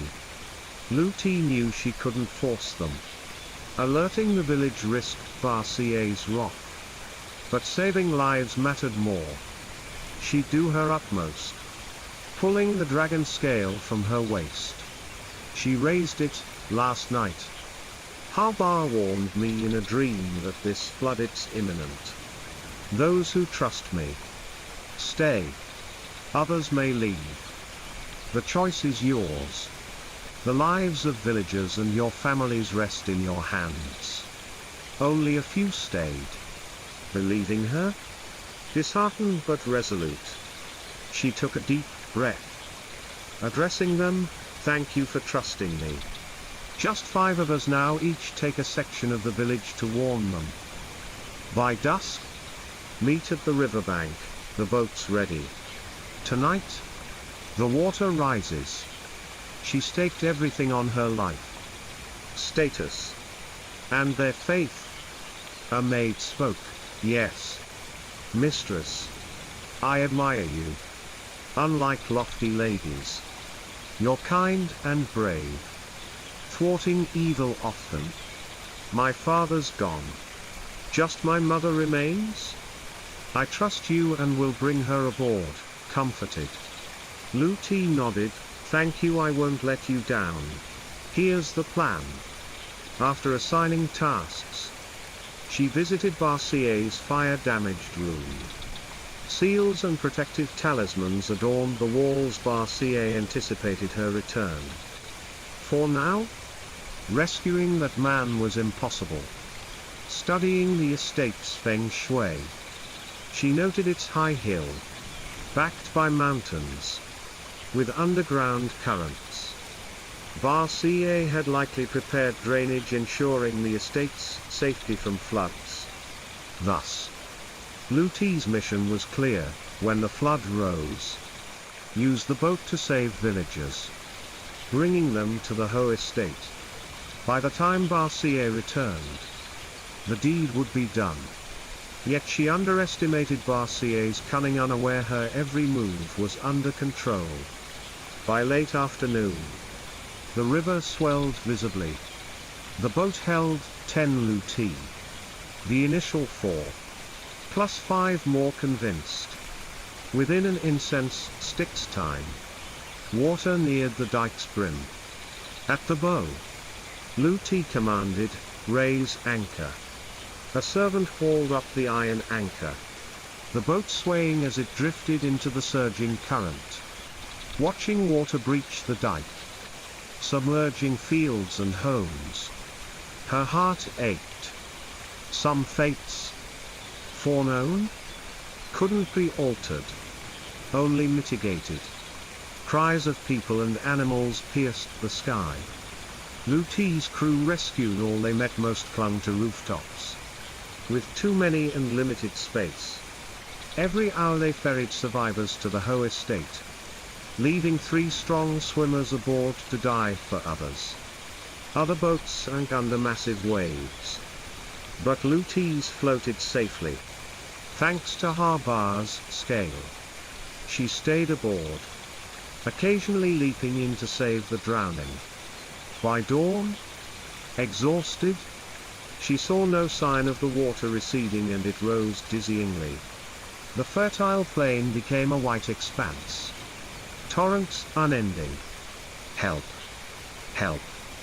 Spotting a child adrift, she dove in. The scale let her swim like a fish. But after hauling the child to safety, she collapsed unconscious. For a week, she persevered as the flood slowly ebbed. Matching Harbar's prophecy, she saved countless lives. Villagers hailed her virtue, her standing soaring. All who met her bow in gratitude. A day later, Barcia returned with Kaubar and Hachi. Luti braced for the worst punishment. expulsion of the homeless. But Barcia defied expectations. Unusually benevolent. At the gate, before a crowd, she grasped Blue T's hand. Voice breaking, I reached the mountains when news of the flood hit water and blocked my return. Thankfully, my virtuous daughter-in-law saved our people for the Ho family. I failed you all. Moved. The crowd chimed, the Ho family's blessed. Barcia Mistress Ca toiled 7 days and nights for us common folk. On behalf of my family, I thank the Ho family's grace. Indeed. Call us anytime. Barcia? Mistress. For the Ho family. I brave mountains of knives or seas of fire. Tears welling. Barcia nodded. Ordering, servants. Distribute rice and grain from the stores. Each takes a share of the Ho family's kindness to tide you over until court aid arrives. The villagers knelt, praising her like a saint. Thanks. Barcia? Thanks. Barcia, Lu T.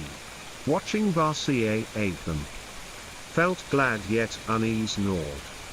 Why this sudden kindness? On everyone's behalf. I thank you. Mother. May I rest at Nam Vien? Back at Nam Vien. Conleen brought porridge for strength. Muttering, Uck. It's unfair? Mistress, you slaved 7 days and nights. Yet Barcia returns. Says a few words. And they flock to her. Really?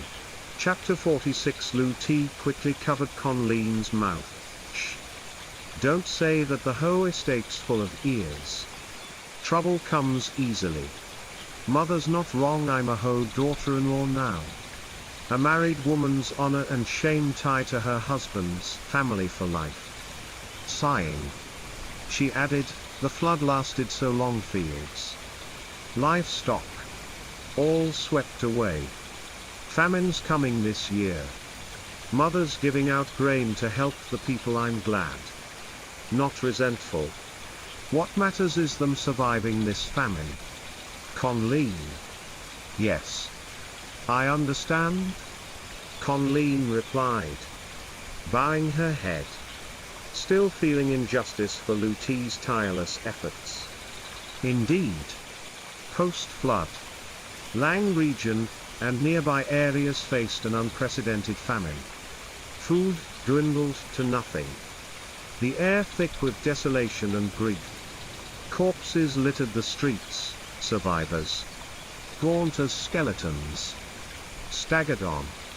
With Barcia's approval, Lu T opened a charity porridge pot at the Ho estate gate from 6 each morning. The hungry lined up for a bowl of thin porridge and 2 potatoes to stave off starvation. Yet, with so many, even by nightfall, the queue stretched endlessly. Starving ghosts roamed more numerous than the living. Some clinging to bodies dead and alive mingled. Too many deaths overwhelmed the underworld.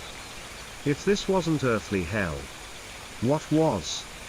The Ho family's virtuous fame spread across northern provinces.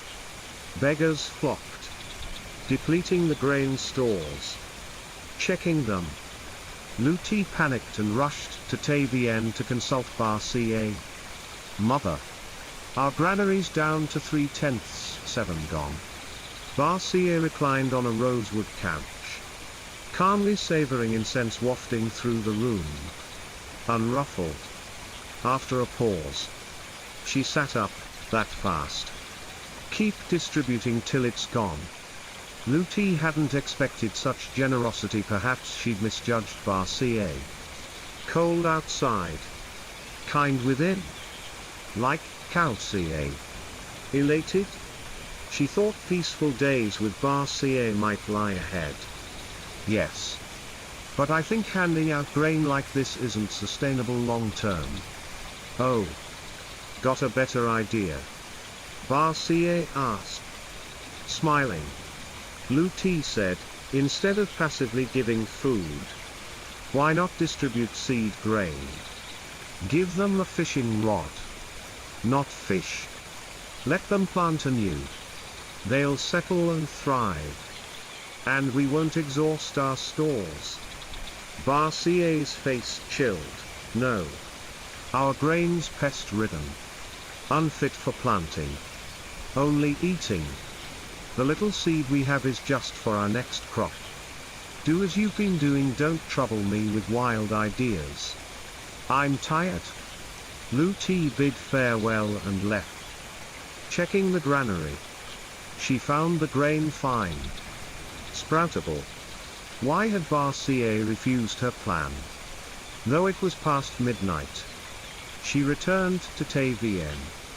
Determined to kneel outside all night. Hoping to persuade Barcier at dawn to share seed grain for planting. It was a new moon night. Yin energy thick in her. But she'd learned to control it, no meditation needed. The estate's servants slept. Leaving Luti alone under late winter's cold moonlight. Before entering Tavien's gate, she saw Barcier emerge in a blazing red ritual robe. Hair pinned high with a jade hairpin, golden threaded shoes, and a yin-yang pendant necklace. About to call out. Luti froze. Beside Barcier stood a man, Ding Thang. The steward missing from the Ho estate for months.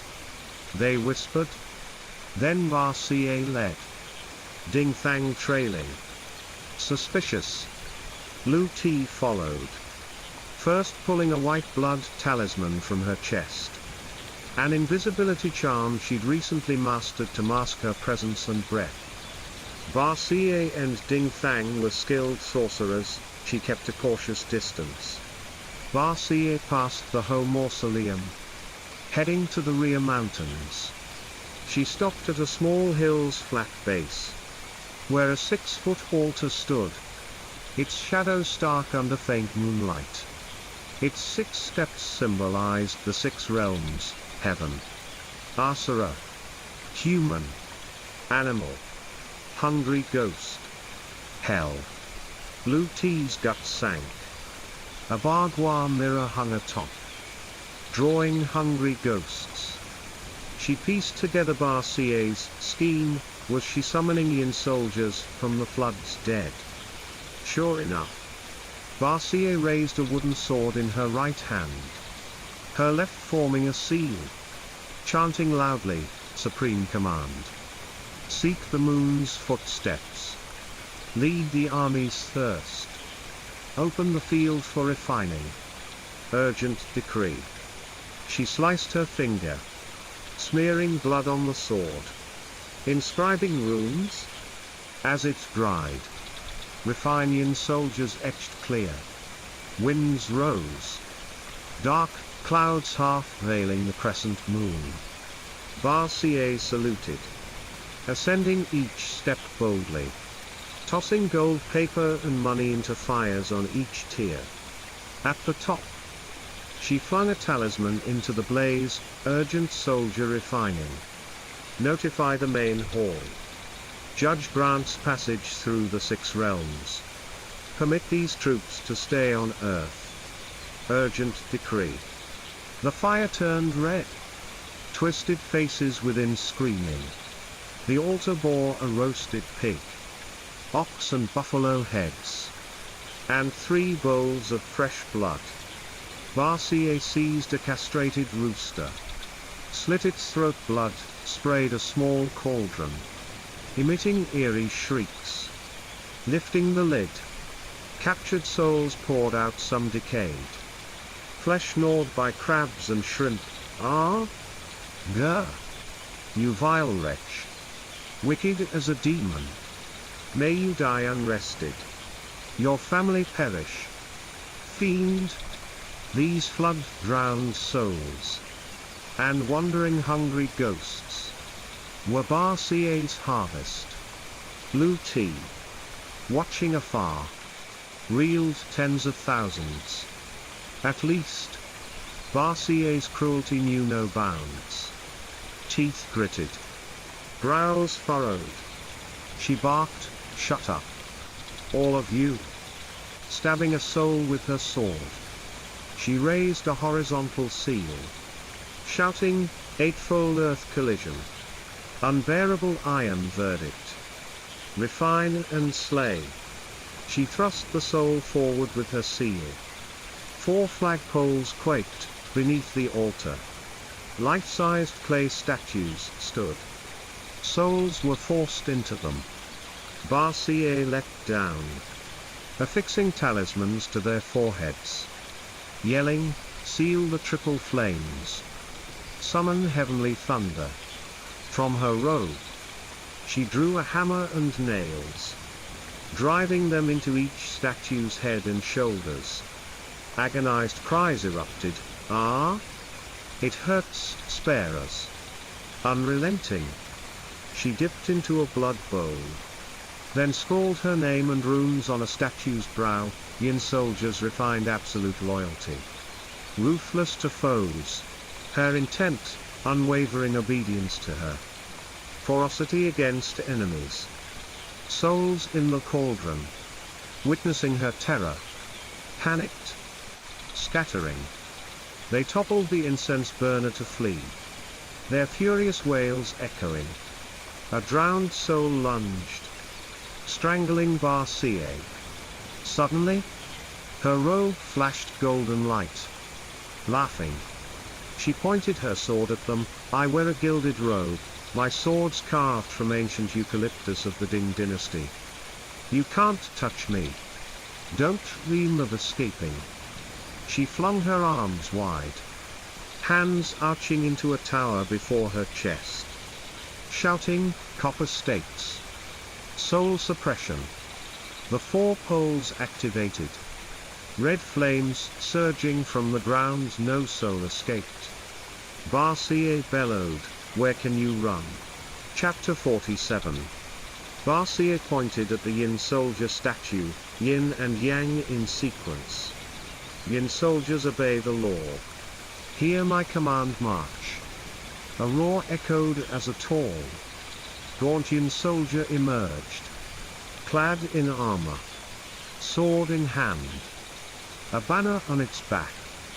Its face was pitch black, expressionless, marked with red runes Barcier had inscribed. A thick aura of malice radiated from it. Kneeling, it clasped its hands. "I obey, my lord." Barcier ordered it to seize the fleeing souls. She flung a handful of salt into the flames, sparking embers outward. Souls struck by them scattered in terror, trapped with no escape, forced to submit. The Yin soldier refining continued until over 100 clay statues were fully imbued with souls. Standing before the altar, Barcier wrote Ho in her blood on a flag. The command banner rises. "Yin soldiers, assemble." Below, a thunderous chant erupted, "Kill! Kill! Kill!" Barcier smirked wickedly at her army. "Good. Good. For now? Hide in the mountains, await my orders." Watching from afar, Luti paled partly from the dense Yin energy, partly from dread. Why refine so many Yin soldiers? Just for guarding? This resembled an army skin tougher than bronze. Unkillable. Marching months without rest. On a battlefield, one could rival 1,000. Luti clutched her mouth, gasping. Was Barcier plotting rebellion? A new dynasty under the Ho banner blazed in her mind. Suddenly, a Yin soldier sniffed, its black eyes locking onto her. Before she could react, it grabbed her, dragging her to Barcier and Dingfang. Seeing Luti, Barcier laughed. "Well, look, a little cat sneaking around. I was busy casting spells earlier. Didn't notice." Luti, You're getting bolder. Yin soldiers encircled her. Terrified? She stammered, I just passed by accidentally. Didn't mean to spy. Please. Mother. Let me rest, I've porridge to distribute tomorrow. Barcier approached slowly. The soldiers parting for her. She grinned, too bad you've seen my business. What to do now? Her sharp nails dug into Lu Ti's throat. Her smile unwavering as her grip tightened, had you not been here, I might have let you live a bit longer for the Ho family's reputation. Pity your time's up. Lu Ti's eyes widened. Choking, mother. You used me. Perhaps buoyed by her success. Barcier tossed Lu Ti to the ground. Moonlight, fine since you've toiled for the Ho family. If not earned merit. I'll chat with you a bit. Stepping on Lu Ti's small hand. She cackled, oh? Right, don't dream Cao Ca will swoop in to save you. I've sent him elsewhere. Soon? My grand plan will succeed. Lu Ti coughed violently. Sprawled on the ground.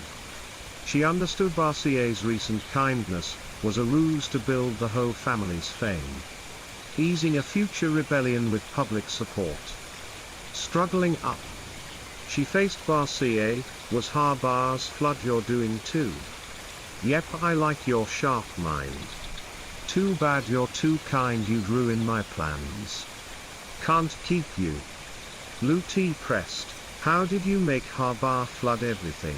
Unauthorized floods bring heavenly punishment, what drove him to risk it? Fine, since your body's about to become a Yin soldier. I'll finish the tale. For years. Harbar got virgins. The night before the rite. I sent Tai to defile that girl. Ruining her purity. Enraged and goaded by my planted agent in his palace. He unleashed the flood. Lu Ti reeled at Barcier's cunning, seemingly routine acts, his vicious schemes. She recalled bumping into a cloaked man after the rite, likely Tai. Fleeing to avoid exposure. My good daughter-in-law? Any last words? Taking a deep breath to steady herself. Lu Ti asked, who's the man you locked in the tunnel? Barcier signaled a Yin soldier to bring a chair. Sitting to chat, my husband, your father-in-law?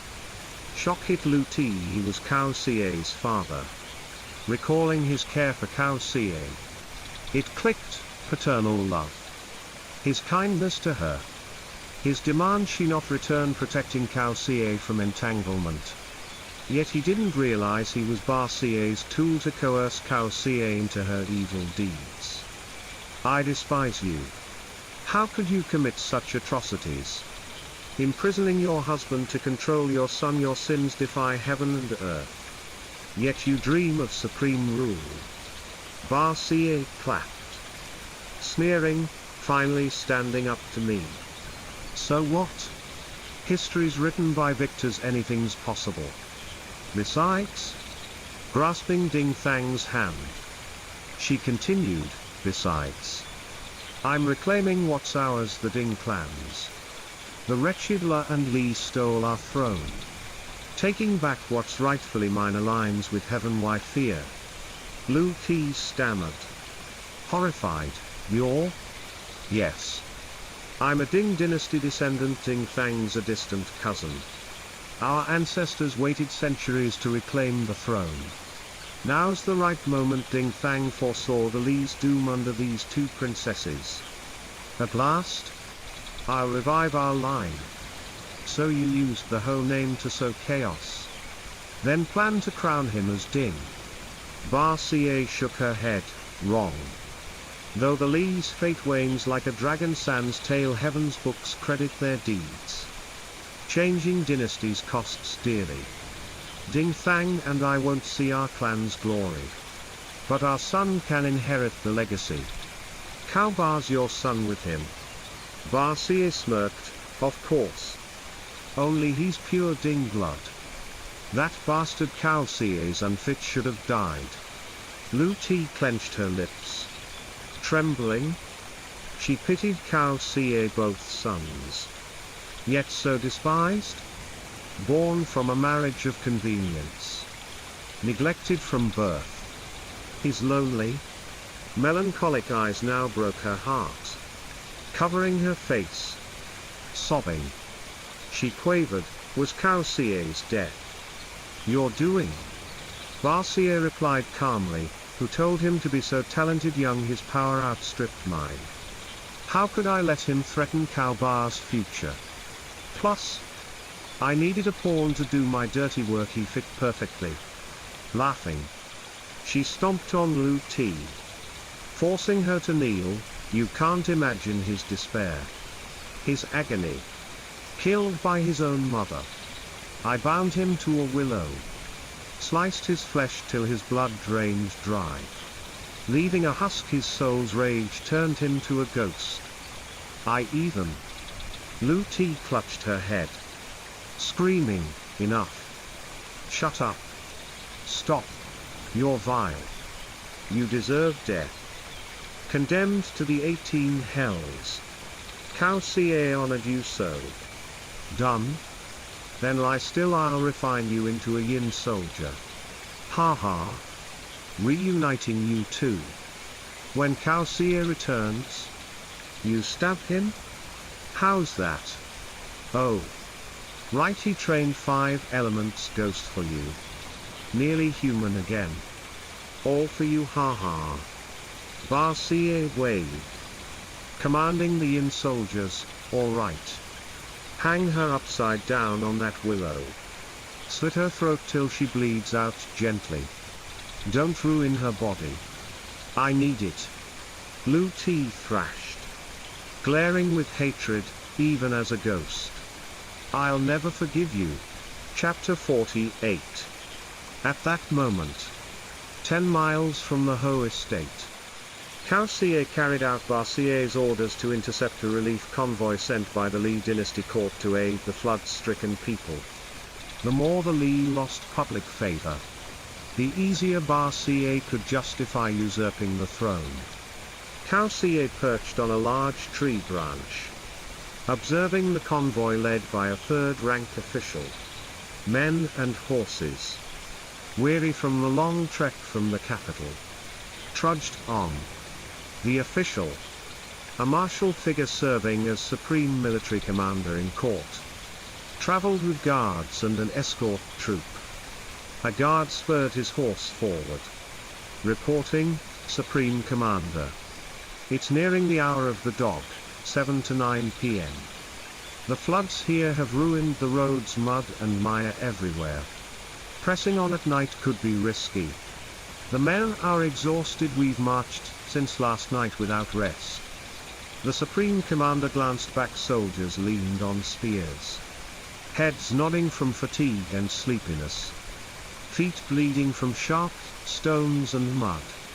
He, too, felt the strain and told his guard, I agree. Order them to find high ground and camp for the night. Yes, sir. The guard rode down the line, shouting the commander's decree. Spirits lifted at the prospect of rest. They slogged through the muddy path until they reached an abandoned temple on elevated ground.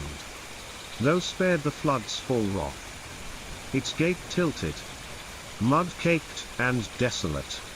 When the waters receded, the wooden doors and surrounding trees were too damaged to salvage. The Supreme Commander approached. Noting 3 characters at the gate, Fo Dang Dan, God of Equal Blessings. He led his men in a respectful salute before the temple, by heaven's mandate.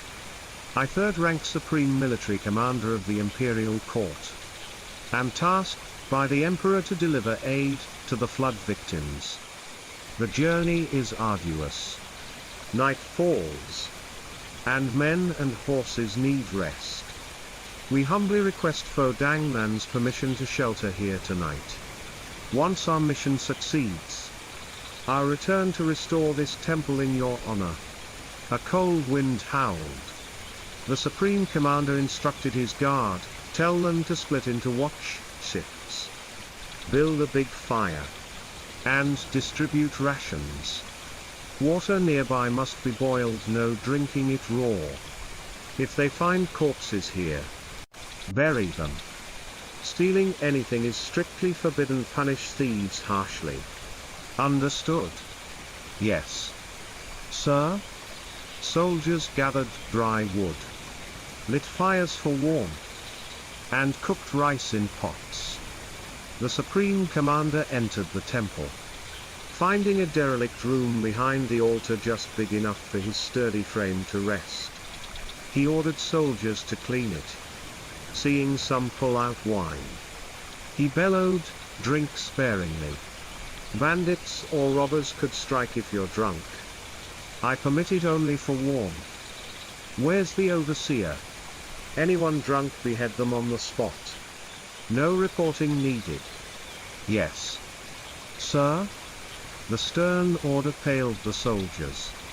They sipped cautiously, rubbing the rest on limbs and chests for warmth. After dinner, the Supreme Commander secured the rickety window, barred the door, and laid a cloth over a stone bed. As the moon rose, snores rumbled outside. Watchmen stood guard, alert for bandits. Then, a shadow flitted through nearby bamboo. A sentinel, hearing rustling steps away, challenged, who's there? What's the watch signal? Speak. In the army, night guards shared secret codes. Spotting a figure hunched under bamboo, the soldier advanced, spear ready. A gurgling sob chilled him along. Writhing form slithered out, my eyes fish ate them. The figure's face, bloated and pale from soaking, bulged like a jackfruit. Empty sockets gaped where eyes once were, the nose, gnawed by shrimp and fish, was gone. The soldier's spine iced over. A cold gust hit. Dizziness struck, and he crumpled. Kausie materialized. Brushing his hands, fainted from a little scare. Let me borrow your body. The relief guard, missing his predecessor, grew anxious, about to report. He heard, here for my shift. Nature called. Hurry up, stinks. 8 potatoes tonight. The soldier emerged from the bamboo, pants half up, grinning as he swapped shifts and entered the temple unnoticed. The Supreme Commander, asleep, stirred at footsteps. Years of battle honed his instincts. He sprang up, grabbing the sword by his bed. Who's there? A shadow loomed outside. Silent. Sensing danger, he drew his blade, lit a lamp, and barked, my soldier. Ignoring me. What's the penalty for defying a superior? He charged the door and it collapsed.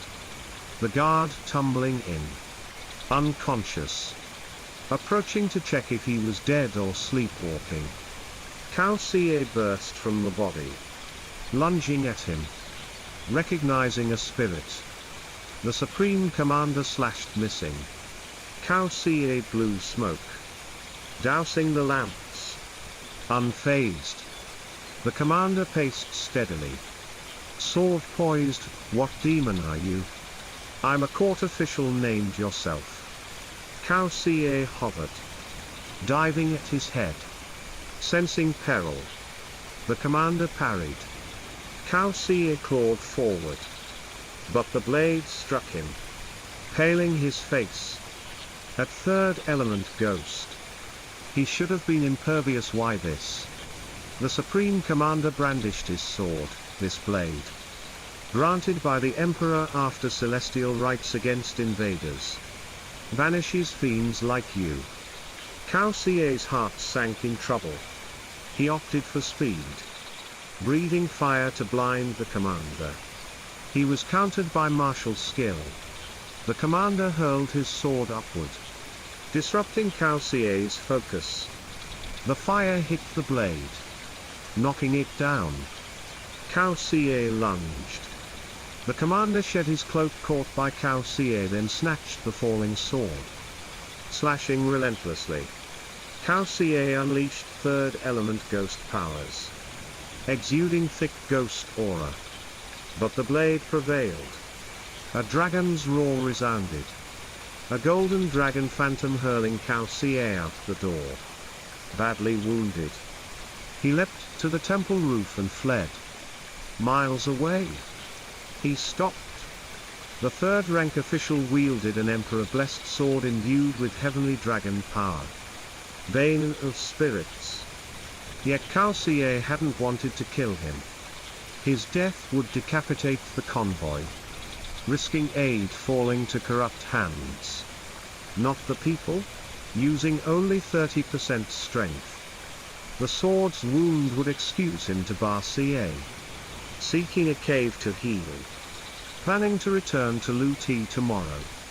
A blade flashed, dodging just in time. He faced the Supreme Commander on horseback, voice booming through the forest, "Foul demon, you think you can escape?" Chapter 49. Cao Xie knew if he didn't explain clearly, the Supreme Commander would pursue him relentlessly. Sighing, he said, "I truly don't mean you harm. Some things are beyond my control. You're a good official, destined to bring much virtue to the people." The Supreme Commander, hearing a ghost speak with such reason and humanity, exclaimed, "You seem to grasp some righteousness. But you've alarmed my troops. If I let you go easily today, how can I command their respect later?" Cao Xie fell silent, pondering deeply. If he kept yielding to Ba Xie, he failed to protect his father and Lu Ti, only fueling her growing cruelty against them. Her plot was earth-shaking if she rebelled and seized the throne. It had drowned the people in blood and misery. Finally, Cao Xie resolved to confess everything to the third-rank official. After hearing his tale, the Supreme Commander lowered his sword. Voice stern, "I see you're a ghost. Yet you hold filial piety and marital loyalty. I'll spare you this once."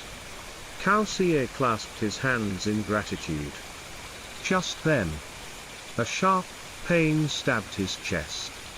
Muttering, he said, "Trouble, something's wrong with her?" He forged a talisman with a strand of his soul for Lu Ti. Its tearing triggered this pain, a signal to find her. As he prepared to rescue her, the Supreme Commander called, "With those wounds, you're off to save your wife. Lead the way." "Ah, sir?" Cao Xie asked, stunned. The Supreme Commander replied, "I'm a court official, third-rank Supreme Military Commander, leader of armies. Protecting the realm and its people is my duty. No more talk, move your feet. Take me there." "My deepest thanks, sir." With his injuries, Cao Xie knew victory was uncertain. The Supreme Commander's aid reassured him saving Lu Ti was paramount. Meanwhile, as the Yin soldiers prepared to hang Lu Ti, Ding Thang raised a hand, halting them, and said to Ba Xie, "Wait." Nam drew a soul-locking seal on her, forcing her death before her fated day won't free her soul. She'd become a vegetable. Neither Yin soldier nor shell corpse would work. But the snake spirit. Ba Xie nodded, "Right. When we deploy, we need that snake spirit to pose as the Jade Emperor, fooling the ignorant masses. I've been fretting over a gift for him. Her Yin female body will satisfy him. Let's see if Nam still cares once she's defiled." Luti spat furiously, "You're beyond vile, even scorpions and snakes bow to your wickedness." Barcia clucked her tongue, "Your sharp tongue. After escaping death so often, I must take precautions." She pulled a small clay jar from her waist, uncapped it, revealing a thumb-sized centipede. Its blood-red legs wriggling, gripping Luti's jaw. She forced it into her mouth. Uck. Uck. Uck. Luti tried screaming, but only muffled groans escaped. Barcia smirked, "This is a venomous goo insect. It'll mute you and ruin your looks. Without that pretty face, who'll bother with you? In 7 times 7 49 days it'll gnaw your organs, then your soul, reducing you to ash. No rebirth possible. Uck. Uck." Luti wailed helplessly as the centipede slid down her throat, its legs piercing her flesh, burning and stinging like fire inside. Her left cheek swelled, as if stung by 1,000 bees. Touching it, her once smooth skin was gone, replaced by rough, blistered patches and wriggling scars like centipede trails. Barcia draped a white hood over her head. "Farewell, Luti, this time. It's truly goodbye. Offer your last service to the Ho family. Wonder why Nam's power grew so fast. Your yin female body perfect for demons and ghosts to dual cultivate. The snake spirit will love it." Pointing at 2 yin soldiers, she ordered, "Take her, deliver her straight to the snake spirit." They knelt, "Yes, my lord." Barcia knocked Luti unconscious, bound her with red wormwood-soaked thread, and sent her to the snake spirit in the next village. Fortunately, before being tied, Luti had secretly torn Cao Ca's talisman, then sank into darkness. It was nearly the 5th watch, dawn delayed by winter's gloom. The sky still murky. The yin soldiers carried Luti like cargo, dumping her before the snake spirit's shrine at the forest's edge. The conical stone shrine, piled with human bones, loomed ominously. Marble pillars flanked it, small snakes slithering around them. Despite its terror, the incense burner brimmed with burnt offerings. Villagers revered it, stopping to pray and offer gifts before entering the forest, ensuring safe passage. A rustle stirred and a massive black snake emerged, horned, too thick for 2 to encircle. The yin soldiers dropped Luti and retreated, recognizing Barcia's gift. The snake spirit slithered closer, its long tongue flicking over her. Sniffing, its red mouth rasped, "A yin female, not bad. Not bad. Tell her I accept the deal, and will honor our pact." It coiled its rough body around Luti. In her stupor, she thrashed futilely. The red thread locked her tight, immobilizing her. After the yin soldiers left, the snake spirit dragged her into a deep cave behind the shrine, slime trailing its path. The air rank with mold and decay. Luti lay still on a stone bed, unconscious. The snake spirit morphed into a grotesque humanoid, scaly skin, walled with patchy scales. No hair. Leaning close, it greedily inhaled her scent, its chopstick-length tongue licking her pale arm. Snakes, lustful by nature, sought mates in season, sometimes beyond their kind. The lynx spirit, born of a cat and snake, proved this. The snake spirit relished its beautiful prey. Though half her face was ruined, the other half thrilled him. Pausing, he muttered, "Wait. Waking her will make it more fun." He breathed a mist over her, rousing her slowly. As she stirred, he reached to strip her clothes. Lu Ti, powerless even to twitch a finger under his spell, awoke fully aware yet helpless, resigned to endure. He cackled, hands groping to untie her undergarment. Her eyes widened, tears streaming, her mute tongue straining against her teeth, yearning to bite down and end it to preserve her honor as a wife. Chapter 50. Just as the serpent demon's scaly hand reached for the delicate garment, a thunderous roar erupted from beyond the door. Kill! Kill! Slay the serpent demon!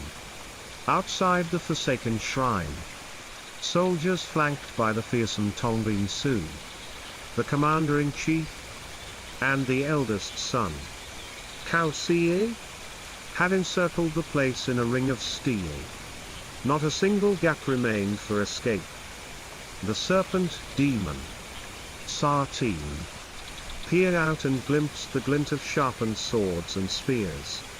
Flames roaring high, illuminating the night in a hellish glow. A flicker of dread stirred in its cold heart.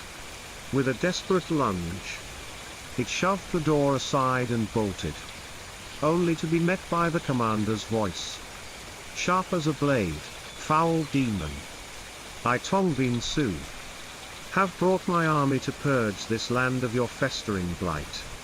Sartine's eyes darted wildly, searching for a way out. Then it remembered Lu Ti, the fragile girl still trapped within. It turned to seize her as a hostage. But Cao Xie, driven by a husband's fury to save his wife, charged inside heedless of danger. As Sartine saw Cao Xie rushing toward it, the demon snarled, "You, bearer of the three elements, I've no grudge with you. Why raise your hand against me?" Cao Xie's lips twisted into a sneer, veins bulging on his forehead as rage consumed him. "No grudge, you say? That girl in there is my wife. You dared touch her and now die." With a fierce thrust of his hands to the earth, Cao Xie vanished in an instant. Sartine's eyes widened in shock. It knows the art of burrowing. The demon barely turned to flee before Cao Xie erupted from the ground, seizing its leg and yanking it downward. Sartine cackled with treacherous glee. "Did you think you're the only one with tricks?" Its gaping maw unleashed a torrent of venomous flame toward its foe. Cao Xie, undeterred, pointed toward the lake near the shrine and bellowed, "Three elements. Master of water, rise." The lake churned violently, water spiraling into roaring dragon-like tendrils to clash against the demon's toxic fire. The two forces locked in a brutal struggle, their powers straining against one another. Water and flame collided in a deafening explosion, a blinding mist of steam cloaking the battlefield. Tongbin Su spurred his steed forward, barking orders, "Soldiers, hear me. Sever the serpent's head, charge." The army behind him clashed, swords against shields, their unified cry shaking the night, "Kill! Kill! Kill!" From the swirling haze emerged a monstrous serpent, its colossal form towering over them. Eyes as large as lanterns glowed with malice, its jaws gaping wide, exhaling a poisonous breath that could swallow a dozen men whole. Tongbin Su roared his command, "Fire the blazing arrows." A line of archers stepped forth, dipping their flame-soaked arrows into torches. The taut twang of bowstrings filled the air as fiery streaks rained down upon Sartine. But its scales were impenetrable, shrugging off the assault as if it were mere sparks. Emboldened, the serpent demon surged toward the soldiers, its maw poised to devour the commander himself. Tongbinsu's fury blazed hotter than the flames, bows won't pierce it. Bring me the elephant-slaying crossbow. This was no ordinary weapon, its steel limbs could shatter stone from 100 paces and fell even the mightiest beasts. The crossbow's strings groaned as they were drawn tight. Bolts screaming through the air toward Sartine. Swish! Swish! With serpentine agility, Sartine dodged the first shot. But the second struck true, pinning its tail to the earth. Immobilized? It thrashed in vain. As the soldiers moved to strike, the demon spewed a cloud of toxic smoke, forcing them back. Kausier raised his arms to the heavens, summon wind and rain. A howling gale whipped through the trees, scattering the poison mist into the void.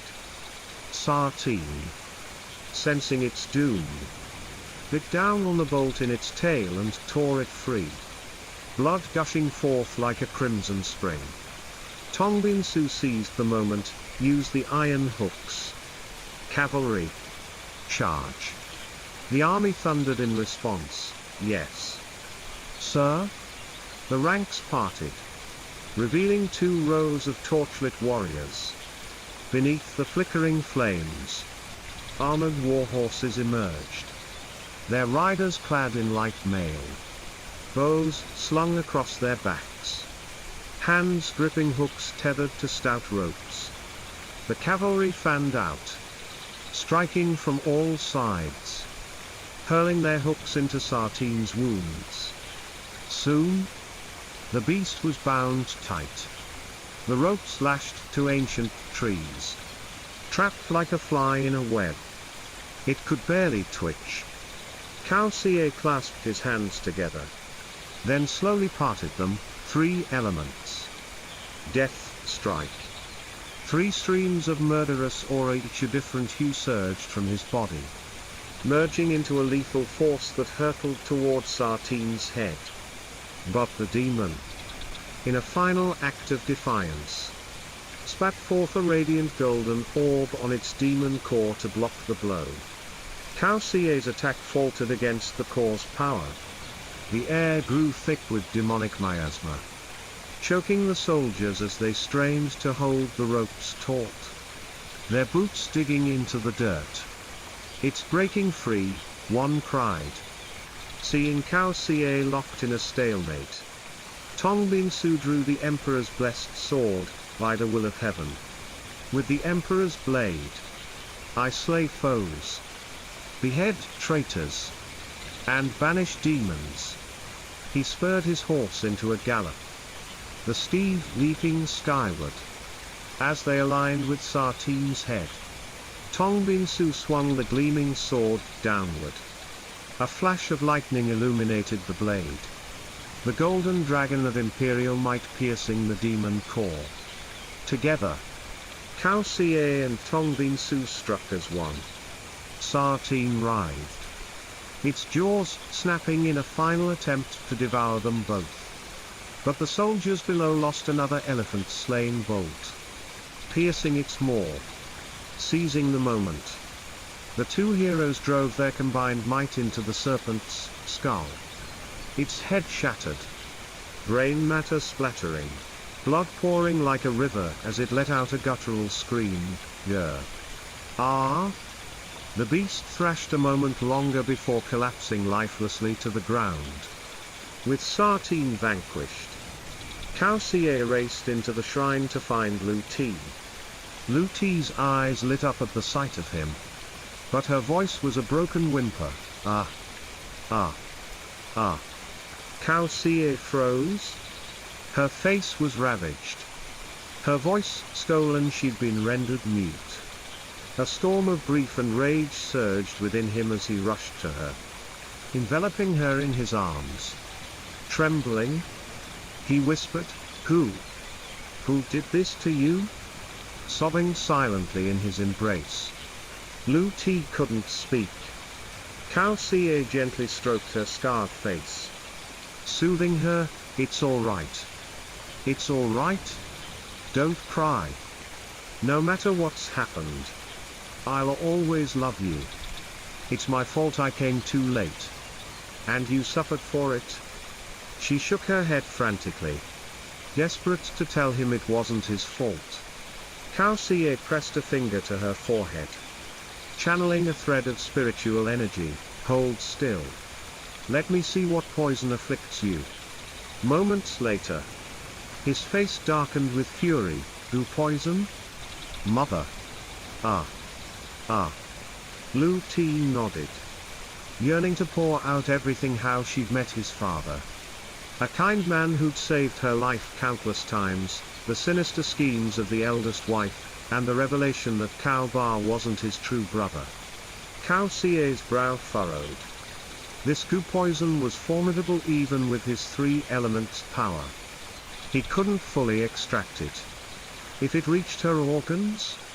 Not even the gods could save her. As he racked his mind for a solution, a third-rank official wielding a treasured sword entered. Is this girl your wife? Cao Xie clasped his hands in gratitude. We haven't yet thanked you for saving us. My wife. Lu Ti. And I owe you our lives. He held her close, shielding her from shame. The official waved off the formality. No need for ceremony. Slaying demons is our duty. We take the court's coin to protect the people.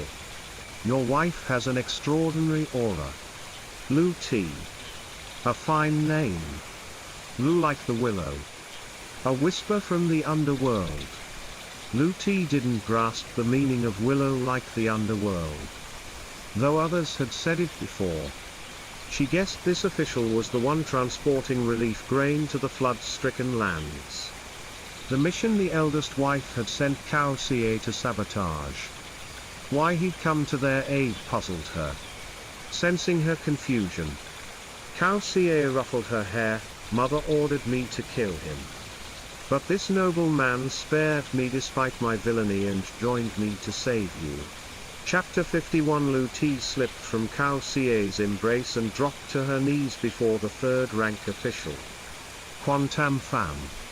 Though her voice was silenced, her face bore a solemn resolve. Her movements precise and reverent, no trace of carelessness marred her gesture of gratitude. Quantam Pham stepped forward, gently lifting her to her feet. You're still wounded, child. I don't demand rigid courtesies, just your heart's intent is enough. Lu Ti nodded, her eyes shimmering with gratitude. Quantam Pham turned to Cao Xie, his voice firm. You'll need time to tend to your wife's injuries. Tonight, we rest here. At dawn, we ride to the whole family estate. Unmask that venomous hag's false piety, and let the people see her true, rotten face. With that, he bellowed to the troops outside, set camp here for the night. The soldiers' response thundered back, crisp and unwavering, yes, sir. As Quantam Pham returned, he found Cao Xie once more inspecting the scars on Lu Ti's face. The official spoke. If there's anything I can do, speak it. If the whole family truly conspires to treachery, your merits outweigh your sins. I could even petition His Majesty to grant you a title. Cao Xie shook his head, his voice heavy with resignation. I'm already a ghost, what need have I for titles? I only wish to save her, to give her a peaceful life. He paused, calculating, then continued. She's afflicted by goo poison, known as the King Goo. Only the hereditary master of the whole family can unravel its curse, otherwise it obeys no one. Father passed the secret to mother before she locked him in the hidden passage. For years, I've sought to free him, but I've failed. Lu Ti's eyes widened as memory struck her. She tugged at Cao Xie's sleeve, shaking her head fiercely. Her Her urgency screamed she knew where the eldest wife had stashed her father-in-law. Seeing her reaction, Cao Xie seized her shoulders. Did you uncover some secret of mother's? Is that why she silenced you? Lu Ti nodded vigorously, her hands flailing as she mimed writing. Quan Tam Pham barked an order, someone fetch paper and ink for me. Yes, sir. Moments later, a soldier delivered paper, an inkstone, and a brush.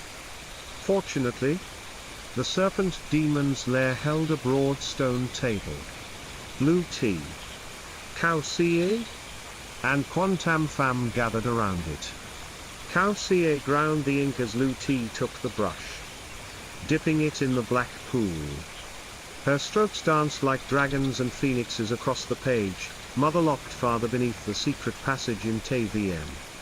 During the last fire, she tricked me into being trapped there. Father saved me. Her words were brief but piercingly clear. Cao Xie gripped her shoulders, voice trembling with emotion. You've seen father. She nodded, dipping the brush again to continue. Father always misses you. Last night, I begged mother to release seed grain for the people. She refused. I returned to Tavian at midnight to plead again and stumbled upon her and Ding Fang refining the souls of those drowned in the flood and starved in this famine. She's turned them into shadow soldiers, plotting to overthrow the Li dynasty and seize the throne. The flood was her doing. She deceived Habar, the river god, into unleashing it. He warned me in a dream. Then she used me to distribute rice, building the whole family's favor to sway the masses. Cao Ba is her son with Ding Fang. They've schemed together, aiming to restore the old dynasty. Her hand shook as she wrote, terror seeping from her trembling fingers at the eldest wife's ruthless machinations. Cao Xie's body quaked with suppressed rage. Now he understood why. Since childhood, mother favored his younger brother despite his own efforts, and why nothing he did ever measured up. He and father were mere pawns in her twisted game. So, remnants of the old dynasty stir trouble in the shadows. Quan Tam Pham snarled, slamming his fist on the stone table. The court suspected as much and sent Li Wenwu to investigate. Their vile plot has plunged the people into misery. Tomorrow, I'll see their heads roll. Cao Xie nearly pleaded for mercy for his mother. But the weight of her atrocities, especially what she'd done to Lu Ti, silenced him. No. Her time to pay had come. Lu Ti pieced it together, Li Wenwu's prolonged stay at the Ho estate. His sudden departure, it was to report back. She scribbled again, tomorrow. She plans a rally at the village pavilion, inciting the people to rise under her banner. Cao Xie conferred with Quan Tam Pham. Here's the plan. Tomorrow, you head to the pavilion and stall her. While she's distracted, Lu Ti and I will rescue father from the estate. Then we'll join you to expose her schemes. Quan Tam Pham nodded decisively, agreed. We'll part at dawn. I'll rest with the troops outside and leave this space for you two. Cao Xie grabbed his arm, warning, mother has many hidden tricks. Be cautious. If possible, set an ambush around the pavilion and wait for us to regroup before striking. I understand? Focus on your wife's care. Quan Tam Pham replied with a knowing nod. Though man and ghost walked different paths, a strange kinship had forged between them. As the official departed, Cao Xie clasped Lu Ti's hands tightly. These past days have been hell for you.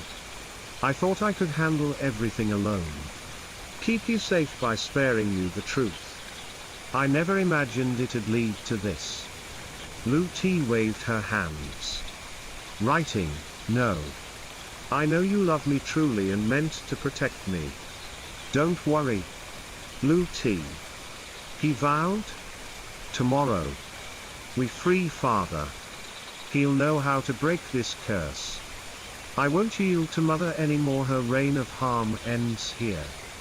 This time, I'll shield you at all costs. Lu-Ti nestled into his chest, longing to whisper her heart to him. But her voice remained trapped. Rest your eyes now, he murmured. Regain your strength. In an hour, dawn breaks, and we move. Guide me to father. All right? She nodded, her breathing steady as she rested against his steadfast frame, as if, even should the heavens collapse, he'd hold them up for her. Chapter 52. The eldest wife. Ba-Siye rose before the sun. Today was her grand design's culmination. The granary keeper entered her chamber, bowing low. Madam, some 3,000 souls may come for rice today. Do we distribute or hold? Ba-Siye's gaze sliced through him like a blade. Go there first. Give nothing to anyone without my command, understood? Yes, madam, he stammered. As he turned to leave, she called him back, tossing him a silver token etched with characters he couldn't read. Take this. From now on, you oversee the whole family shops. This is the steward's seal. The man dropped to his knees, clutching the token as if it were gold, oblivious to the glint of murder and calculation in Ba-Siye's eyes. Alone, she donned a Taoist robe and strode to the mountain's rear. There, clay statues lay half buried in red saffron-wood coffins, clad in armor, their eyes gleaming with polished stones. Standing before this shadowed necropolis she'd crafted, Ba-Siye raised her arms to the sky and intoned, the old dynasty has fallen, the new shall rise. By the 36 paths of the underworld, and the 21 offices of the shades, in harmony with heaven's will, I forge a new mandate. Warriors of the dawn, awaken. Gripping a wooden sword in one hand, she formed a seal with the other. Her voice booming, open the gates. A cataclysmic blast shook the earth. Coffin lids burst skyward as skeletal hands clawed free, rising to stand in orderly ranks. Their faces, smeared black and red, bore the runes Ba-Siye had inscribed on their brows. In an instant, the forest erupted in chaos, birds and beasts fled in terror as dark clouds rolled in, a menacing omen unfurling. Ba-Siye surveyed her legion of shadow soldiers with grim satisfaction. She was now, perhaps, the mightiest sorceress of her age. Her eyes blazed crimson as she raised the wooden sword, chest heaving with a deep, shuddering breath. A spectral wind howled, funneling into her body as she siphoned the essence of her undead horde. Wisps of soulfire flickered like fireflies, her laughter echoing with malice. A crimson king mark flared between her brows. Though a woman barred from the throne, the title of king was the pinnacle she craved. Sweeping her robe, she declared, this realm shall bow to the Ho clan. My army. Into the back, she produced a Kayenkan pouch, woven from rare silk, its golden surface emblazoned with the words, sacrifice to fate. Slay the emperor. The shadow soldiers poured into it like a flood. Glancing skyward, Ba-Siye sensed the critical hour nearing. A distant pigeon swooped toward her, a message tube tied to its leg. She snatched and unrolled it. The rebel forces were converging here. Once united, they'd march on the capital, demanding the princess as a sacrifice to Har-Bar while seizing the citadel. Barcier descended the mountain and galloped to the village's grand pavilion. Typically, throngs gathered there for relief grain. But today, none was forthcoming. The restless crowd clamored, "We were told Barcier would give us rice. Why haven't we received a single bowl?" The granary keeper stood rigid, snapping, "We just guard the stores. Take your questions to Barcier." Meanwhile, Lu Ti, Cao Xie, and Quantam Pham had split to execute their plan. Cao Xie led Lu Ti back to the Ho estate. As expected, Barcier had taken her retinue to the pavilion for her uprising, and word of the Ho family's call had drawn masses from nearby regions. The estate lay nearly deserted, save for a few lowly servants. Cao Xie and Lu Ti slipped into Tavien unnoticed. Barcier had rigged the courtyard with an array long ago. The buildings had been raised, leaving a flat expanse. Cao Xie's eyes narrowed as he muttered, "A bewildering lock array."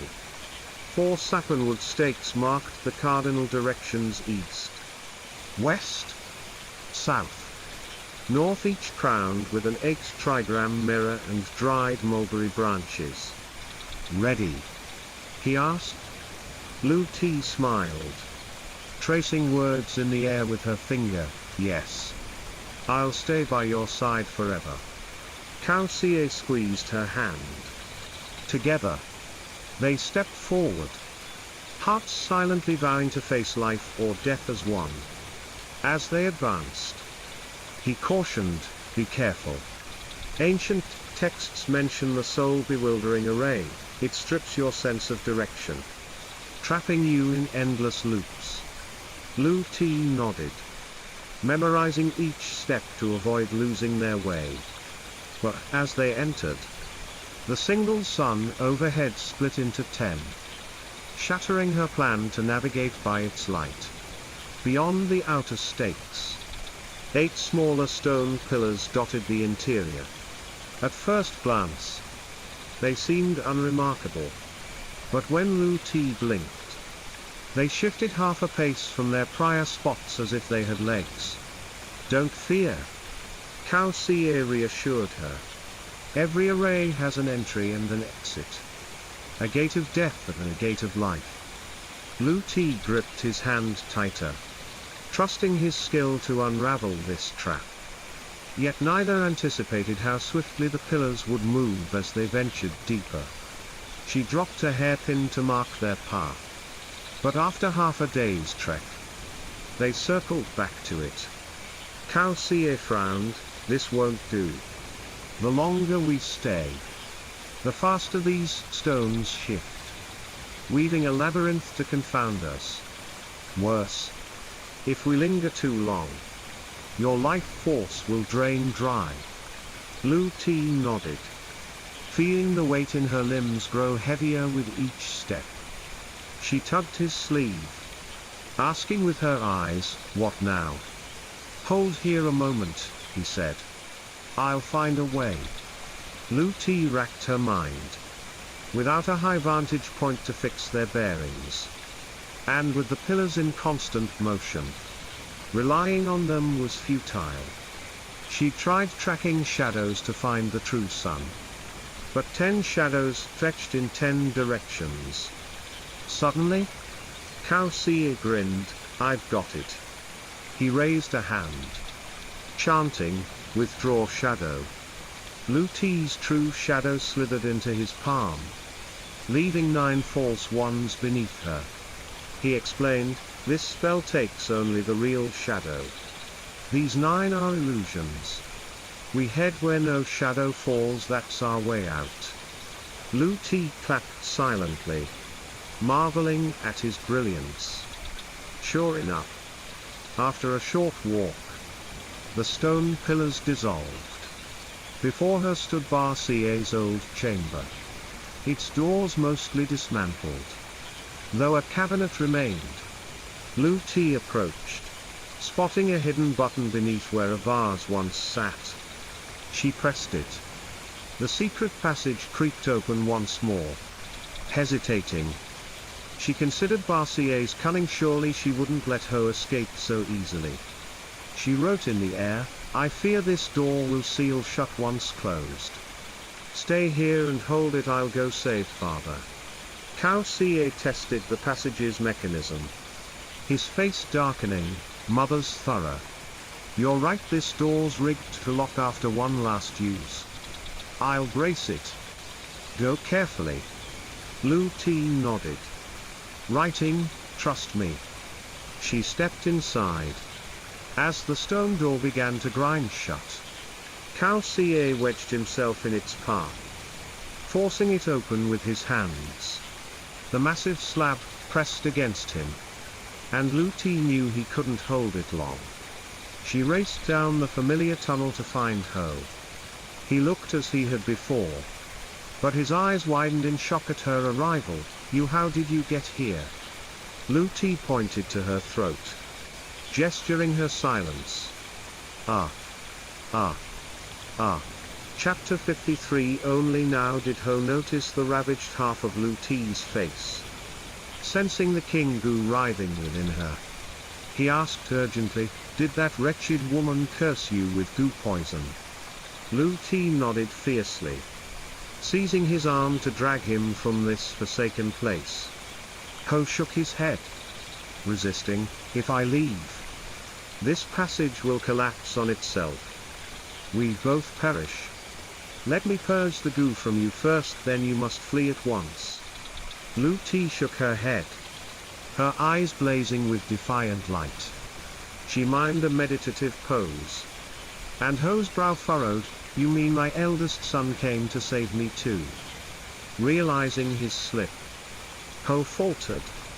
Lu Ti clasped her hands and bowed, scribbling frantic words in the air.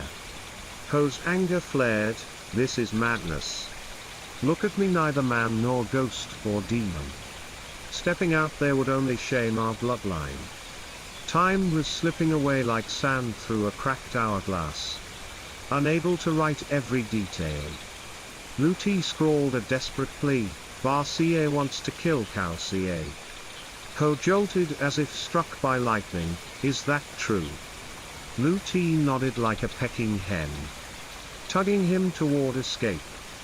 As Ho's foot cleared the clinging muck, the passage trembled violently. Lu Ti knew the self-destruct mechanism had awakened. Clutching Ho, she bolted for the exit. Behind them, walls crumbled in a deafening cascade. The secret door loomed closer, but the tunnel's collapse raced to overtake them. In the final heartbeat, Lu Ti and Ho leapt free just as Barcier released the stone slab. Boom! The explosion roared, shaking the earth. Lu Ti, drenched in sweat, gasped with relief. They'd escaped by a whisper any slower, and they'd be a pulpy ruin beneath the rubble. Barcier rushed to lift Ho and Lu Ti to their feet. Father and son, parted for years, locked eyes, hands clasped, faces alight with unspoken joy. Words piled up like ghosts in their throats, yet neither could speak. Then Barcier recalled the goo poison gnawing at Lu Ti. Every moment it lingered. The danger grew. He turned to Ho. "Her name's Lu Ti, my wife. Time's short. Please, father, can you lift the goo curse from her?" Ho nodded, a faint smile breaking through his weathered face. "I've long approved of this daughter-in-law. No need to beg, son." He drew a small knife, scraping mold from his own cracked, scaly skin, and smearing it onto Lu Ti's throat. "Bear the pain a moment," he warned. Lu Ti smiled. To live on beside Barcier was bliss enough. This sting was nothing. Ho then plucked a root from his body, igniting it to release a pungent smoke. He waved it before her. "Breathe deep, take in as much as you can." Obeying, Lu Ti inhaled sharply. The acrid fumes choked her, sparking a fit of coughing. Ho pressed his hand over her nose. The goo worm slithered from her nostrils, crawling onto his arm, leaving a wriggling, serpentine mark as it fled her body. Ho tapped 2 fingers to her throat and intoned, "Release." "There," he said. "You can speak. Though your throat will ache for a while. The poison's marred half your face, I can't undo that." Lu Ti's voice rasped as it returned. No longer the clear chime of old. But she croaked her thanks. "Thank you so much." Ho frowned. Displeased, "Why not call me father? What's gratitude between family?" Lu Ti beamed, correcting herself, "Yes. Father." The goo poison's toll had been steep. But this was the best outcome she could hope for, life preserved. Voice reclaimed. Half her face scarred. No matter, she'd find a cure later. Though Cao Xie swore it didn't faze him. What woman doesn't cherish her own beauty? Time's running out. Cao Xie urged. "We must go." On the way, Lu Ti can tell you what's plagued the Ho estate lately. Ho listened to Cao Xie's brief recounting. Stunned. He'd known Ba Xie's ambition burned hot. Aiming to dominate the Ho clan, but to stoop so low. To strike at her own son. Unthinkable. Meanwhile, at the village pavilion, the starving masses clamored in desperation. Suddenly, from the distance came the whinny of horses and fervent cheers. "It's Ba Xie, our living bodhisattva, our saint. Meeting her is a lifetime's blessing. She's a true heroine, majestic as any man." Ba Xie rode in, one hand guiding her steed, the other raised in greeting. The crowd parted into 2 rows, beaming and showering her with praise. A man darted forward, groveling for grain, his voice breaking, "Please, Ba Xie? Just a bowl of rice. My child's eaten only roots and banana stems for 4 days, he's dying." The granary keeper strode up, pointing at the wretch. "This one's faking misery to beg. I told him the stores stay shut, but he keeps kneeling here." Ba Xie's hand lashed out, striking the keeper with a slap that sent him sprawling. She bellowed, "Guards! Seize this treacherous cur!" Warriors surged from the sidelines, pinning the keeper to the dirt. Their massive fists pummeled his face, teeth blue. Lips swelled grotesquely. Ba Xie donned her mask of false compassion, kneeling to lift the peasant, brushing dust from his rags with feigned remorse. "I swear, I knew nothing of this. I've let you all suffer." As she helped him up, the warriors rummaged through the keeper's clothes, producing the silver token. They presented it to her. "Madam, we found this." Ba Xie snatched it, thrusting it aloft for all to see. Etched upon it, "Spy of the Imperial Court." The crowd buzzed with confusion. But Ba Xie preempted their doubts. "So, you're the snake planted here to torment these good people. Guards, find him, prepare a public reckoning." Before the grand pavilion, the keeper was trussed and forced to his knees. Ba Xie handed the token to a warrior to pass among the onlookers. Sensing their whispers and wary glances, "What's the court scheming?" She outshines them naturally. They're jealous. Her planted agitators stoked the fire, the court's envious of her kindness. She's our savior, triumphed where they failed. Ba Xie rose, her voice ringing out, "Honest folk gathered here today. Hear me. Our land reels from a calamity too, vast homes lost, lives snuffed out. Food and clothing dwindle. Suffering knows no end. I, a mere woman, have studied the classics, vowing to aid the world. Since the floods receded, I've flung open my granaries to feed you all. Yet I've faced grievances too deep to voice. She pressed a hand to her eyes, dabbing with a handkerchief as crocodile tears fell.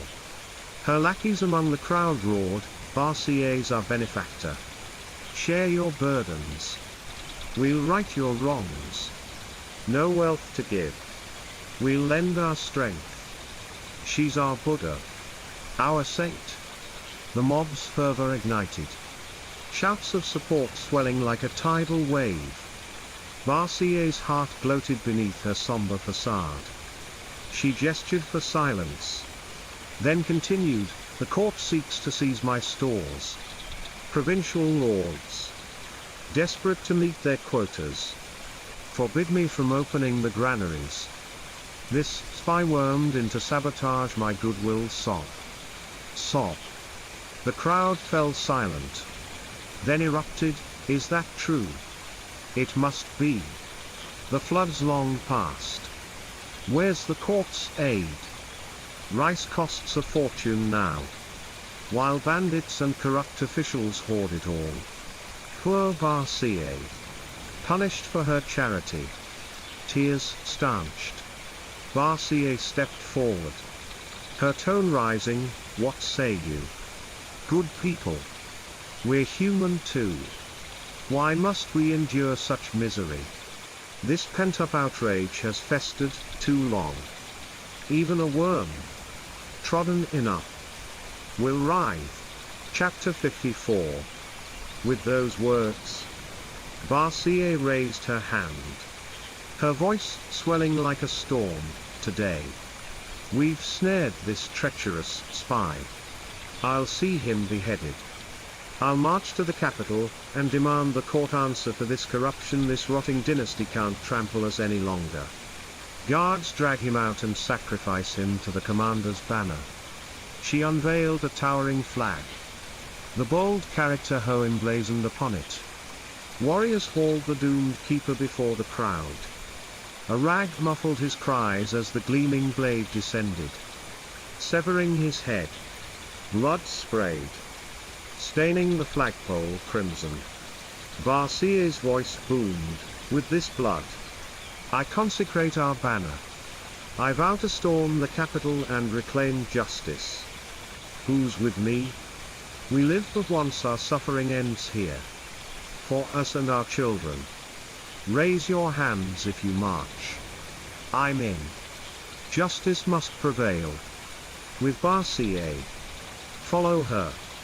She's our living saint. Join her now. The crowd, inflamed by years of misery and oppression, erupted as Barcier hoisted the flag high. Their fervor surged, a wildfire of resolve blazing through them. From her perch, Barcier surveyed the throng.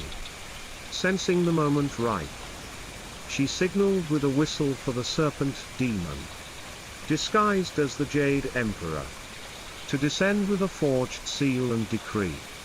But though the sharp note pierced the air, no shadow of the beast appeared. Inwardly, she cursed, you wretched serpent. Dare you betray me now? Ever cunning. She prepared a fallback. Slipping open her Kayankan pouch, she unleashed a swarm of shadow soldiers skyward. Thunder rumbled as black clouds churned, striking terror into the onlookers below. A voice cried out, gods above, there are figures in the sky. Look. Up there, real people. Men or deities. Who can tell? Where? Where? Following their pointing fingers, armored silhouettes rode the clouds, none other than her shadow soldiers, conjured into celestial guise. Barcier dropped to her knees, and the crowd followed suit in a frantic wave. The shadow soldiers, obeying her silent command, intoned, by heaven's mandate. We, the celestial host, descend. The deeds of Tenu have reached the Jade Palace. For her virtue and amassed merit, the Jade Emperor decrees her the divine title, Heavenly King of Northern Peace, founder of the empires. With this rank, Tenu is entrusted to challenge and reform the dynasty's course. Even the emperor must heed her. Corrupt officials and tyrants shall face her judgment, ensuring eternal prosperity for the people. Tenu, accept this honor. The Shadow Soldiers presented a jade seal and a golden silk edict. Barcia, ever a step ahead, had ensured her triumph even without the serpent's aid. In her heart, she vowed to deal with that traitor once her grand scheme succeeded. The crowd, awed by her divine appointment, and a title of such power placed unshakable faith in her. Raising the jade seal, she proclaimed, "You've witnessed it, the Jade Emperor has charged me with this sacred duty. I cannot refuse." We march. Beat the drums. Warriors pounded two massive drums, their relentless rhythm shaking the earth. As the people rallied to follow, a voice thundered from the heavens, "Halt! By order of this deity." From the roiling river, a colossal dragon serpent soared skyward. Its jaws unleashed torrents of water, its roar of divine might scattering the Shadow Soldiers in panic.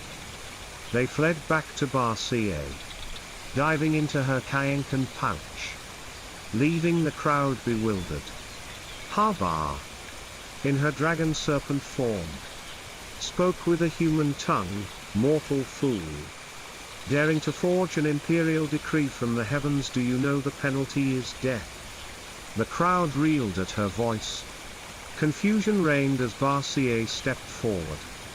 Defiant, you, river god Habar, drowned countless lives with your flood. What's your crime? Yet you dare thunder and strut here. What? That dragon's Habar. Heaven help us. Habar's laughter rumbled like breaking stones. My deeds pale beside your venomous schemes. Listen well, all of you. Each year, you honor me with grand rites. This time, you promised a virgin bride as sacrifice. But she Habar glared at Barcia, swapped her out, using me to flood your lands, sowing discord. And more, those Shadow Soldiers, they're the drowned souls of your kin, twisted into her thralls. She duped me and enslaved them for this farce. Barcia, dare you swear to the heavens you're innocent? Barcia froze, her tongue stilled. She hadn't foreseen this dragon unraveling her at the 11th hour, forcing bravado. She spat, "Lying serpent. You're the demon here, sowing division with slander. Guards, arm yourselves, strike this beast down." Turning to the crowd, she pleaded, "Good people, I've never wrought such evil. These are vile lies to frame me." Habar smirked, descending to the earth and reverting to her dragon form. Barcia, unrelenting, unleashed her Shadow Soldiers once more. Their emergence sent villagers scattering in terror. The dragon's maw erupted with crimson flame, met by the Shadow Soldiers' raised shields. Abruptly, Habar ceased her fire, soaring high before plunging to snatch two of the spectral warriors. They writhed in her claws, their armor melting under relentless heat until it peeled away, revealing their true forms, ordinary human souls. From the crowd, anguished wails rose, "Gods! That's my son. Husband! How did you come to this?" Habar released the souls, declaring, "Barcia, What excuse remains? These are no celestial warriors, just flood victims you walked into, shadow slaves. Cornered. Barcia's rage boiled over. She drew her wooden sword, slicing her own hand, and swung at the dragon, hidden yin/god killer. Harbar's claws intercepted the blade, locking them in a fierce struggle. Barcia flung a talisman onto the dragon's scales, drawing a pained roar. She cackled, "My Yingu talisman, forged from and venom, torments even gods." Harbar spat fire, incinerating the talisman. Clever. But paper bends to flame ashes now. Ha! Barcia signaled her shadow soldiers to charge, forming disciplined ranks to assault Harbar. But the river god was no novice. She bellowed, "You have shadow soldiers. I have my own." With a thought, Harbar summoned her river legion shrimp soldiers, crab generals, and nightmarish yaksha spirits surged from the depths, overwhelming Barcia's forces.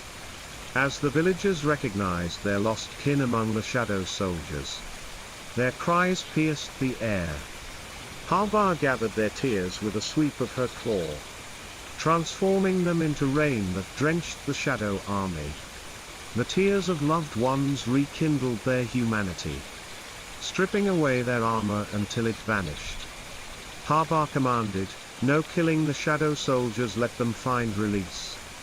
The yaksha roared in unison, pinning Barcia's thralls to the ground, her advantage slipping. Barcia wailed, "The heavens forsake me." Desperate to slay Harbar, she seized her seal, bit her tongue, and spat blood upon it. The seal's power surged, fueling a terrifying yin incantation, a spell to butcher gods. Harbar countered, expelling her inner orb. River waters rose, spiraling around her in protected rings.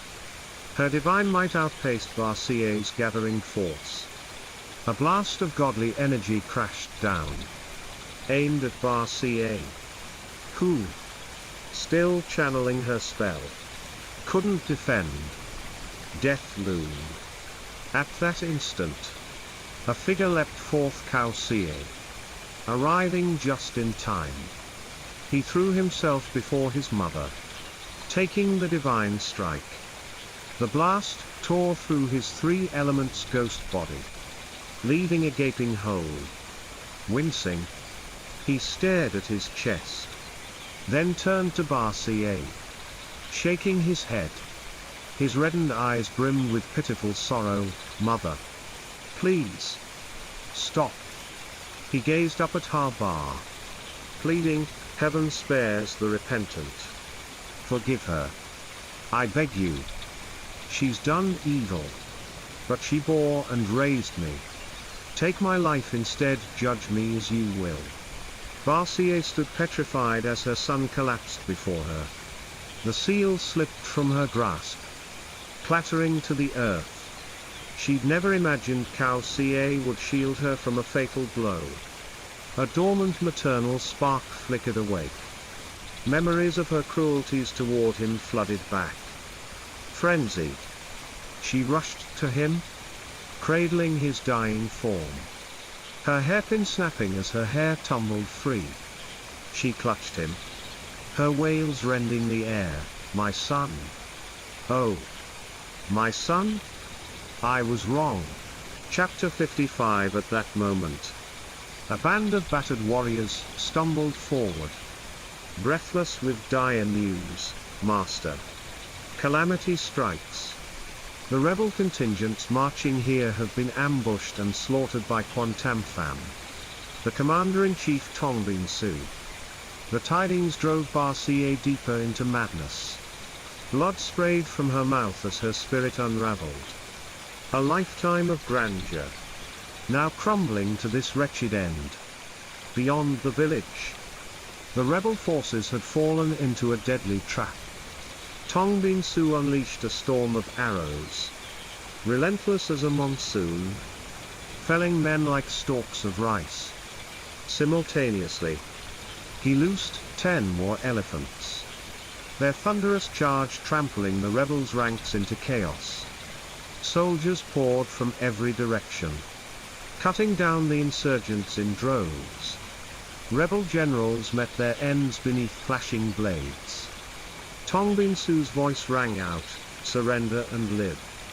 Resist, and your heads will roll before the masses." The rebellion's fate was sealed.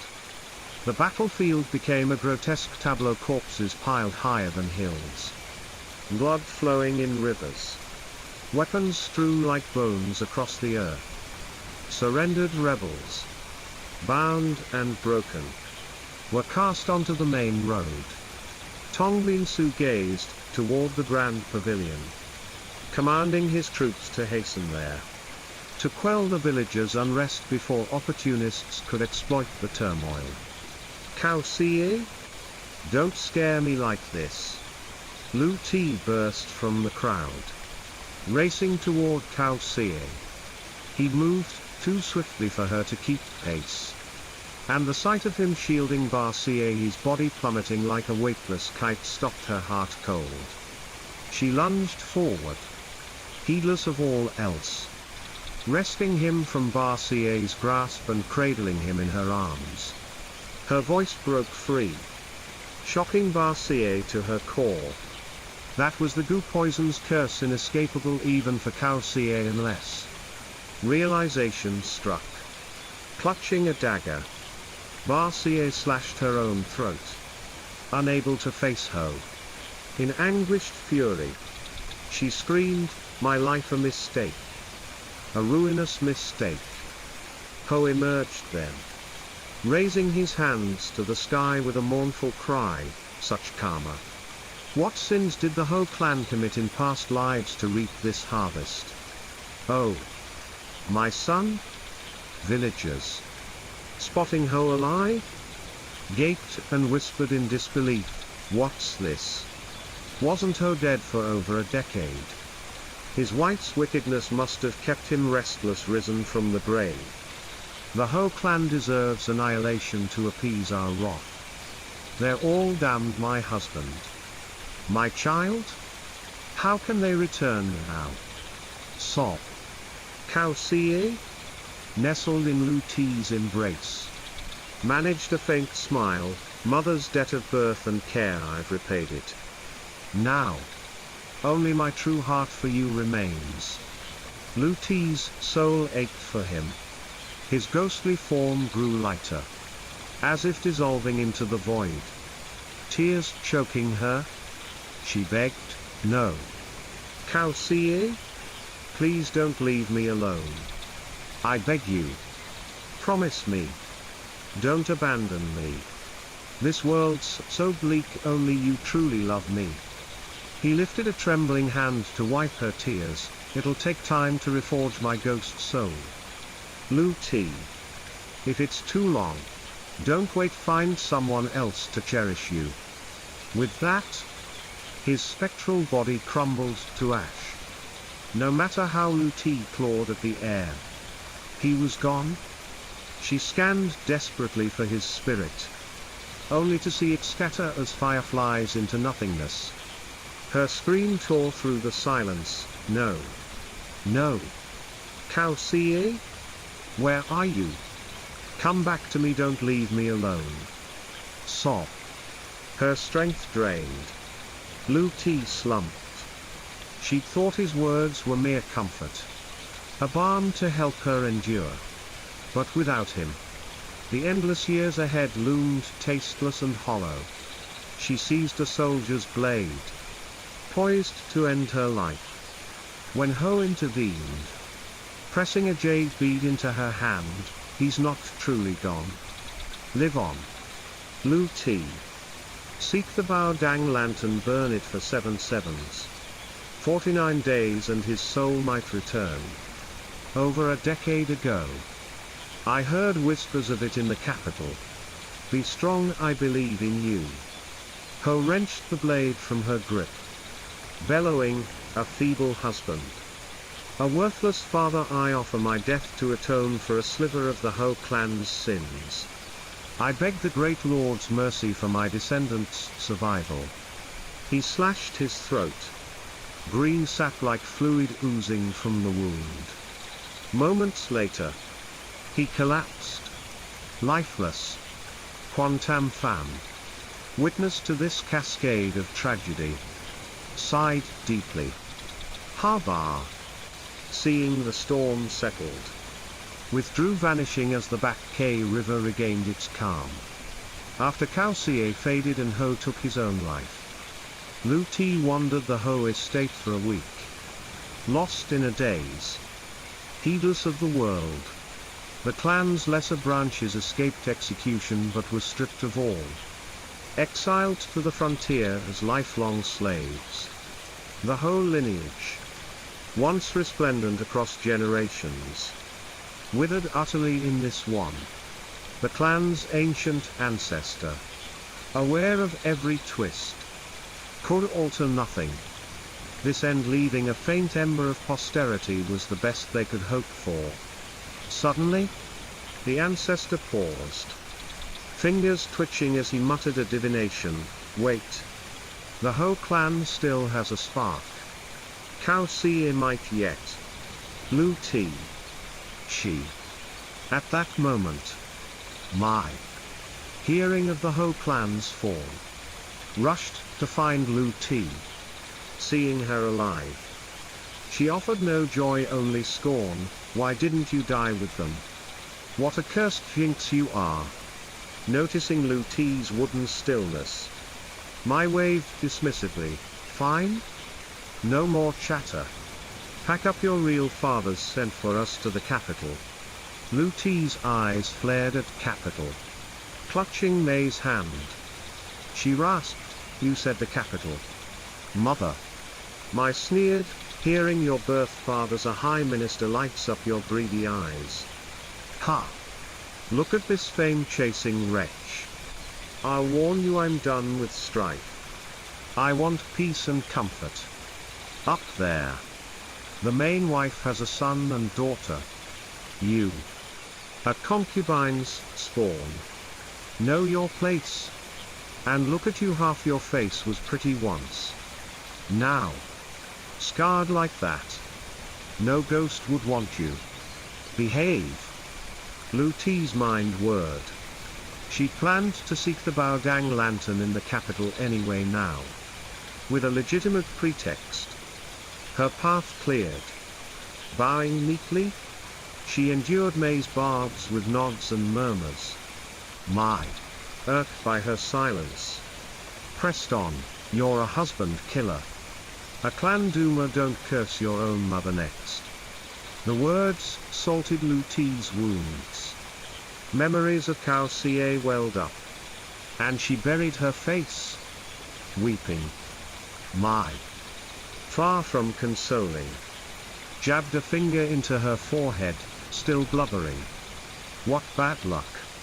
I'm about to reclaim my status, stop it. No more tears, I'm off to buy dresses. Who's got time to coddle you?